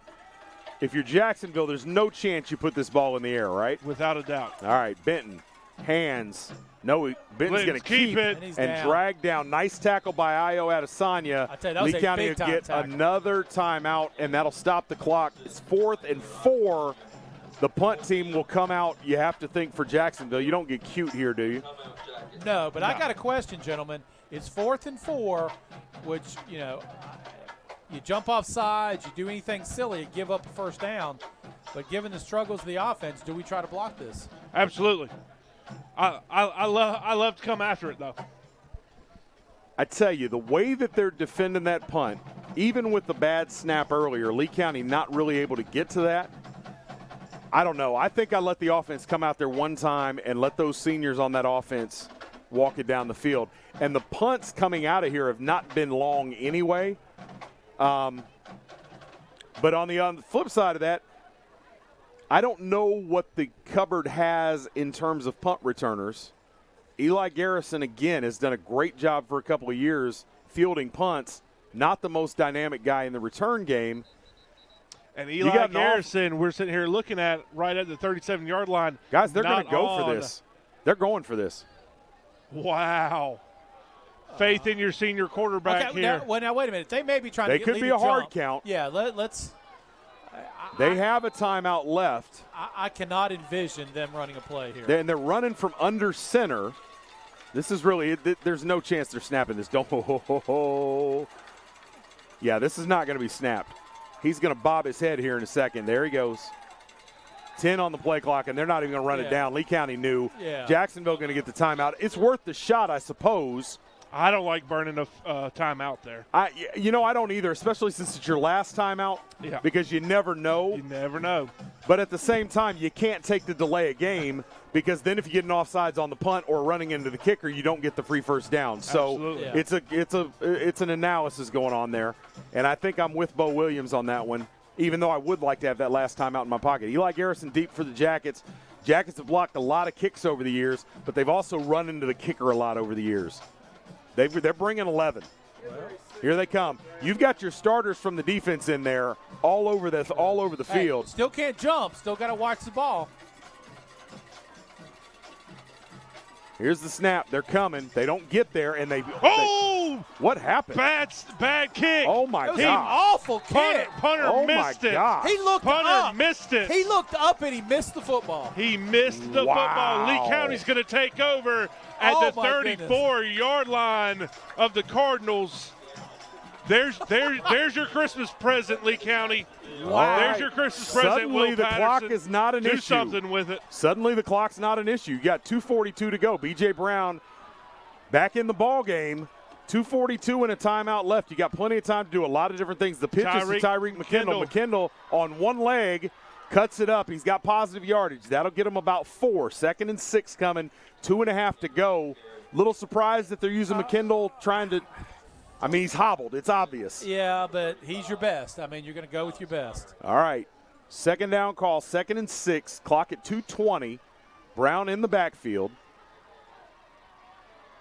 Patterson drops. Got Brown over the middle. He does. Gets Still it there got him. late. Oh. He got it there way too late. Overthought that.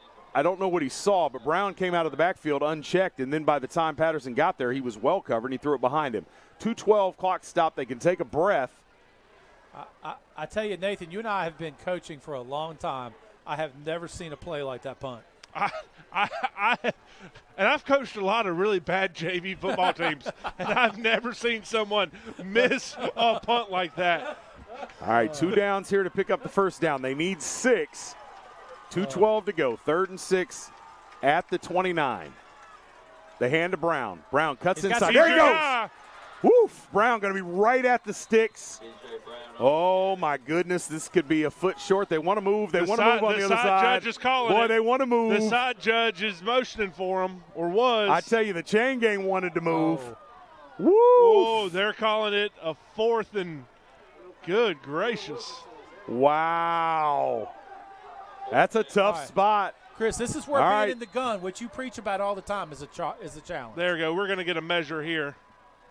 All right, they stopped the clock with 1:44, and, I appreciate you remembering that, Rob. I hate being in the gun when you need a foot. The big package is checked in, and keep in mind, T.J. Johnson's been stoned a couple times in this set. Be a good time to run that counter we ran back in the other goal line. It would be. Assuming we don't get a first. I don't know. Can you get a good read on this, Nathan? I'm out here. My angle's not great. It from preliminary holding, it looks like it's going to be about a foot short. It is short by a little more than a foot. Okay. All right. One play.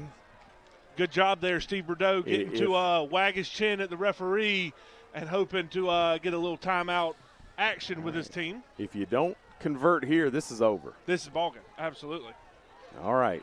They're going to run out here. Tyrik McKinley from the Wildcat. And they're man short. Landon Johnson. Landon coming out late. Goodness. Johnson going to come in. He's over the lined up as a tight end. Tyrik McKinley takes it. He's got it. He's there. And he's dancing through. He gets outside. Tyrik McKinley dragging tacklers down to the 15-yard line. 1st and 10, Lee County, 1:32 to go. They've still got one timeout. Plenty of time. Tyrik McKinley on one leg. I'm having Kellen Winslow flashbacks from my childhood, from the Miami game. I love you, Rob. All right, Patterson gets it out of there. It's high. Oh, and he's got Brown all alone on the right side. Forcing that screen. Clock stops, 1:20 to go, 2nd and 10.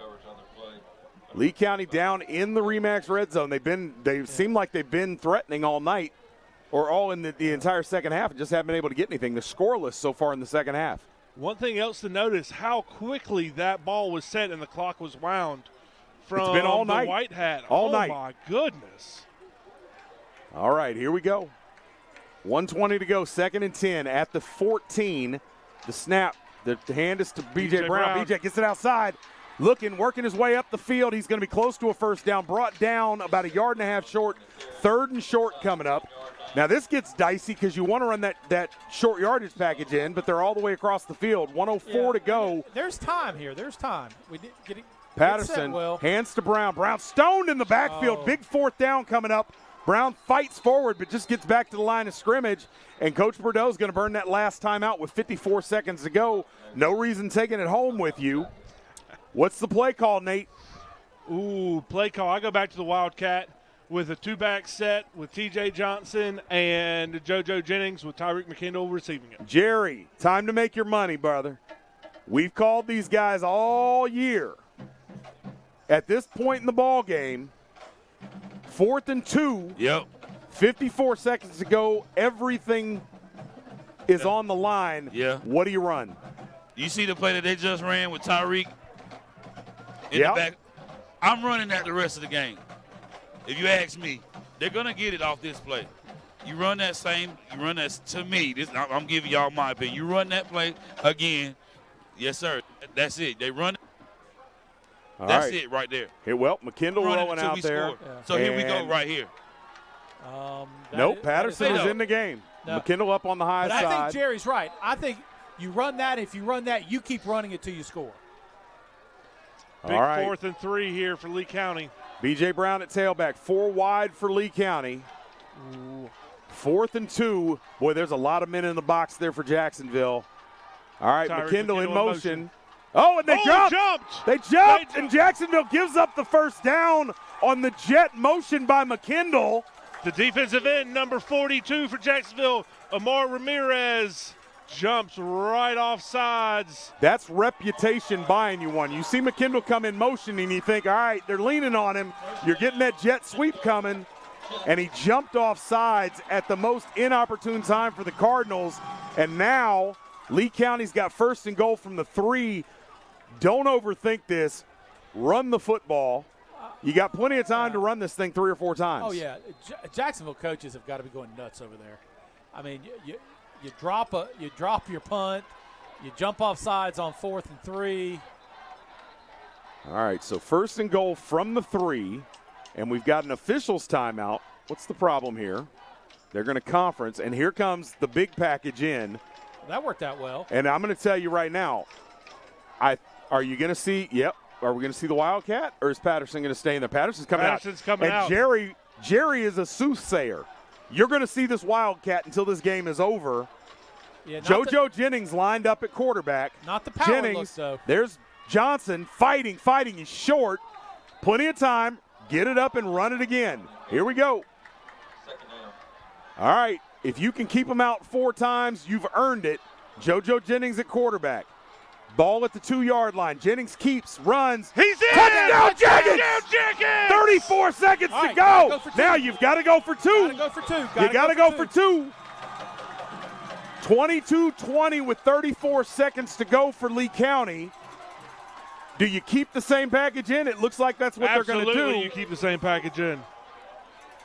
All right, Jennings able to fight his way into the end zone. Now from 3 yards out, Lee County has to have 2 to tie this here. And what is the play call? And nobody has timeouts here, so this is just a run, line up and play. All right, here we go. Jennings from the gun. T.J. Johnson lined up to his right. Jennings has it. Running, looking, fighting. He's in there! Tie ball game, Jacksonville and Lee County with 34 seconds to go. We're tied at 22. What a ball game. Wow. Go to the field. Lee County goes to that heavy set, and it does not disappoint. JoJo Jennings. My goodness. Woo. Jerry, it's Bedlam. Jerry, can you hear us? Coach is he's in the mob. He jumped into the crowd. He's talking. Coach, you got to turn your mic on. He's so excited. He doesn't know what to do. He doesn't know what to do. He's so excited. He's out of control. All right, 34 seconds to go. Lee County ties this thing up after the most improbable set of circumstances. Jacksonville punting, drops the punt. Lee County on 4th and 2 gets a gifted jumps offside first down, and they punch it in. Now, the problem here is if you do something other than kick it deep, you give up a short field to a team that's got some dynamic playmakers. One thing Lee County really has to focus on here is settling back down to playing disciplined football. Don't let a kickoff ruin this season for you, because we've seen it more times than not. Which is why you do not want to kick deep. You do not want these guys to get a head start from the 10-yard line coming straight up the field. I'd put that ball on the 25-yard line on the left hash. I'd kick it out of bounds. We'd start this thing from the 35. I'm with you, Rob. I wouldn't let any athlete on Jacksonville touch it. All right, Hernandez. Now, he can kick it into the end zone if he gets a good boot in it. The problem is if he tries and doesn't. Here we go. And it's a deep one. It's a high spinner. Short. Fielded at the 11. Good coverage by Lee County and great coverage. Okay. Swallows him up at the 23-yard line. Richard Mitchell on the return. So you're at the 25-yard line, 30 seconds to go. No timeouts. No timeouts. Yeah, Jacksonville has no timeouts, so whatever they're going to do, they've got to do it within the next 30 seconds. In the pass game, you cannot let anything behind you. Jeremiah Eaton, last man on the defense. Lee County in a one high safety look. The corner's playing way off, but Eatman, who's had a great stretch, a relatively inexperienced player, and now they're going to put Schlesinger back there too. Yeah, I thought they were going to have to go too high. All right, too high safety now. Benton has showed a good arm. If they can pick up some yardage, he'll have a shot at a Hail Mary. He's going to hand it up the middle, and they're going to run this clock out, and we're going to go to overtime, guys. Well, that's an interesting call. Clock inside 20 seconds. Nate, help me understand that. I'm still thinking about at this point, you got to get those safeties back at about the 30-yard line, don't you? Get back. Wave them back. There they go. Don't let anything behind you. Landon Johnson. I tell you, Benton holding that ball out there. That'll make you crazy. Clock at 2 seconds. Oh, look how much time that play took. Clock at 2 seconds. I tell you, Benton running around holding that ball out there. Yeah. Inviting a big play. Now, I was surprised they didn't move the safeties back until just before the snap. You got to get these guys. There they go. Get them all back there. They're going to play with 4 deep. This is as prevent as it gets. T.J. Johnson playing 10 yards off the ball. At this point, if you're Jacksonville, just take the knee, run it out. Yeah, I agree. But I tell you what, Jacksonville runs the play. Lee needs a spy on Benton. All right, here we go. And there goes the knee. We're going to overtime, ladies and gentlemen. Free football here in Lee County. All right, first overtime game of the year, right? Yes, sir. Okay. All right, 22-22 at the end of regulation. The Cardinals of Jacksonville controlled this game for much of the game. Coach, can you hear me down there? I can't hear you down here, man. All right. Now, this is the loudest it may have year long. It is going crazy on the sideline with the fans, the team. Everybody's behind everybody. This is all we've been waiting for all season long, for a moment like this. How big is this right here, though? It doesn't get any bigger. How big? It can't get bigger than this. Somebody's going home. Somebody's going home. All right. Somebody's going home tonight, and it will not be these Jackets. All right, Jerry. Thank you. Yes, sir. Coach Patterson, explain the North Carolina High School Athletic Association overtime rules for us, please. All right, so if I remember this correctly, it's been a while. Lord. We're going to have a coin toss, and then we're going to have each team get to start from the 10-yard line. You get 4 plays to score. And each team will get a turn, and if nothing happens, you'll start all over again. All right, fitting that Tyrik Mckinley, who has played on one leg today, is out there at midfield, the senior wide receiver. Man, I tell you, not too many 4-year starters here at Lee County in the last decade. He's been one of those guys, and this is a performance I'm never going to forget, regardless of how this game ends up. He's been a center of gravity, even playing this game on one leg. Here we go. This is interesting watching the head coaches out there. Bordeaux's rocking. In his yellow tracksuit, looking like a Russian mobster tonight. I was just thinking exactly the same thing. All right. So Lee County offense is coming out onto the field. They'll have the ball first from the 10-yard line with 4 bites at the apple.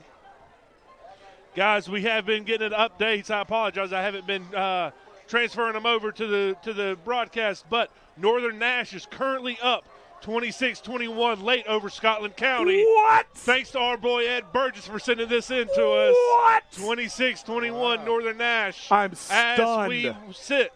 Wow. Number 1, Eastern Alamance advances 43-12. No surprise on that. Gibbons takes a late lead over Cleveland 26-21. Ed, if you're still listening, send more updates, brother. All right, 22-22, high drama here in Sanford tonight. If you had told me tonight that we were going to be going into overtime at 22-22 apiece, I would have told you were crazy. I tell you what, if Lee County doesn't get out of here with a win, that missed field goal in the first quarter is going to become part of Lee County lore, because everybody in the building on this side of the field thought it was good. Absolutely. So all right. Lee gets first crack at this from the 10-yard line. Patterson back at quarterback. Same formation they've run much of the night. 3 wide left. B.J. Brown in the backfield. They got numbers on the trip side here. They really do. Lee took his time. All right, Patterson from the gun. Tosses to Brown. Brown in the backfield. Now he tries to reverse field, spins out, can't, loses his footing, and goes even farther backwards. 2nd and 17 coming up. And if you're going to run that, you got to get it out of there quick. It's sort of telegraphed, and Jacksonville doing a great job reacting to it and swarming to B.J. Brown. This Jacksonville defense has done a great job tonight containing B.J. Brown. We haven't seen the big play. Every chance he gets, he's one step away. and Jacksonville has gotten them contained. All right, 2nd and 17. Fakes. This is to Brown. Brown, nothing. Nothing. Goes backwards again. 3rd and 19 coming up. Or 3rd and goal from the 19, as it were. All right, and if you got to start thinking about this now. If you get to 4th down, do you kick the field goal? So what's range, you think? He can get it from here. I mean, inside of 40, Hernandez can hit it. So if you're thinking field goal, what you cannot do is take a sack here, for sure. And we've seen a couple of bad sacks tonight. All right, here we go. Got to go tunnel here, right? Yeah. All right, Patterson takes, drops, looking. Kenyon. Oh, yeah. And throws it late, looking for Garrison, gets nothing.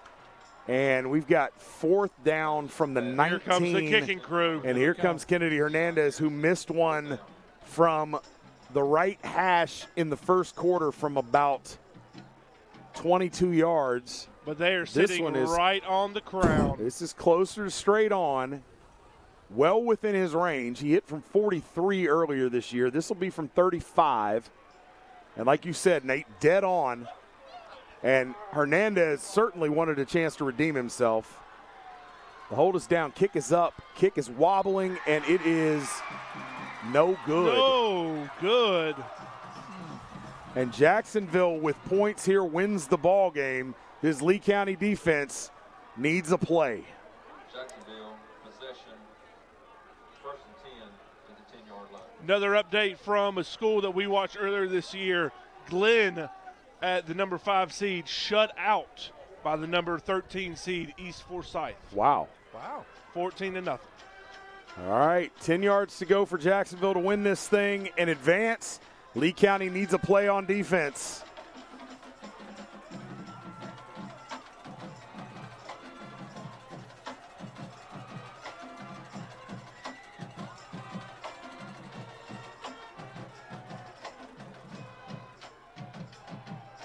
Benton shouting out the play to the Cardinals. Ball security's been an issue here in the last few minutes for Jacksonville. Lee County looking for a splash play on defense. There's the snap. Benton hands it late, but that's going to get positive yardage. That gets halfway to the goal line, all the way down to the 5. One of the linemen is confused about where the goal line is. It's at the 5-yard line. He thinks it's the end zone. That's funny. Oh, Nathan, one of your guys. Hey, look, Jared we're big and Thornton. strong. No one ever said we're smart. Jared Thornton, the senior offensive lineman, a little confused about where the ball's at. Lee County late lining up. Benton hands to June. And the ball. Stop. Big shot. Ball's It's loose. out. Ball's loose. Oh, my goodness. Lee County needed a splash play. They got it. A great tackle as June looked like he was going into the end zone. Ball came out again, but Jacksonville able to get onto it. 3rd and goal from the 3. Big hit there by number 1, Kenyon Palmer, to break that ball loose. Lee County just not fortunate enough to fall on it. All right. 3rd and 3. Coach Bordeaux looking for a timeout here. All right, Coach Bordeaux down at the 15-yard line finally gets the officials' attention. Woof! Guys, Jacksonville came in here 5 years ago with a whole bunch of sophomores, and it was a track meet. They got Lee County. They're looking to replicate that tonight. 3 yards to go to make it happen. Lee County almost had that splash play on defense. It's been that way all night. Ball's been on the ground an awful lot. Awful lot. It just hasn't bounced Lee County's way. One thing to remember for all of our viewers at home, if Lee County stops this 3rd down, going to 4th down, Jacksonville can kick a field goal to win the ball game. They can kick a field goal, and we said coming into the game they were 0 for 0 on field goal attempts. Something to keep in mind. This ball is down there on the far hash. Lee County missed a field goal on the other hash, but when you get that close to the uprights, that's a difficult kick because of the angle. Yeah, absolutely. But first comes first. Lee has to make a gotta stop here. Got to make a stop first. Make Jacksonville make a decision. And here we go.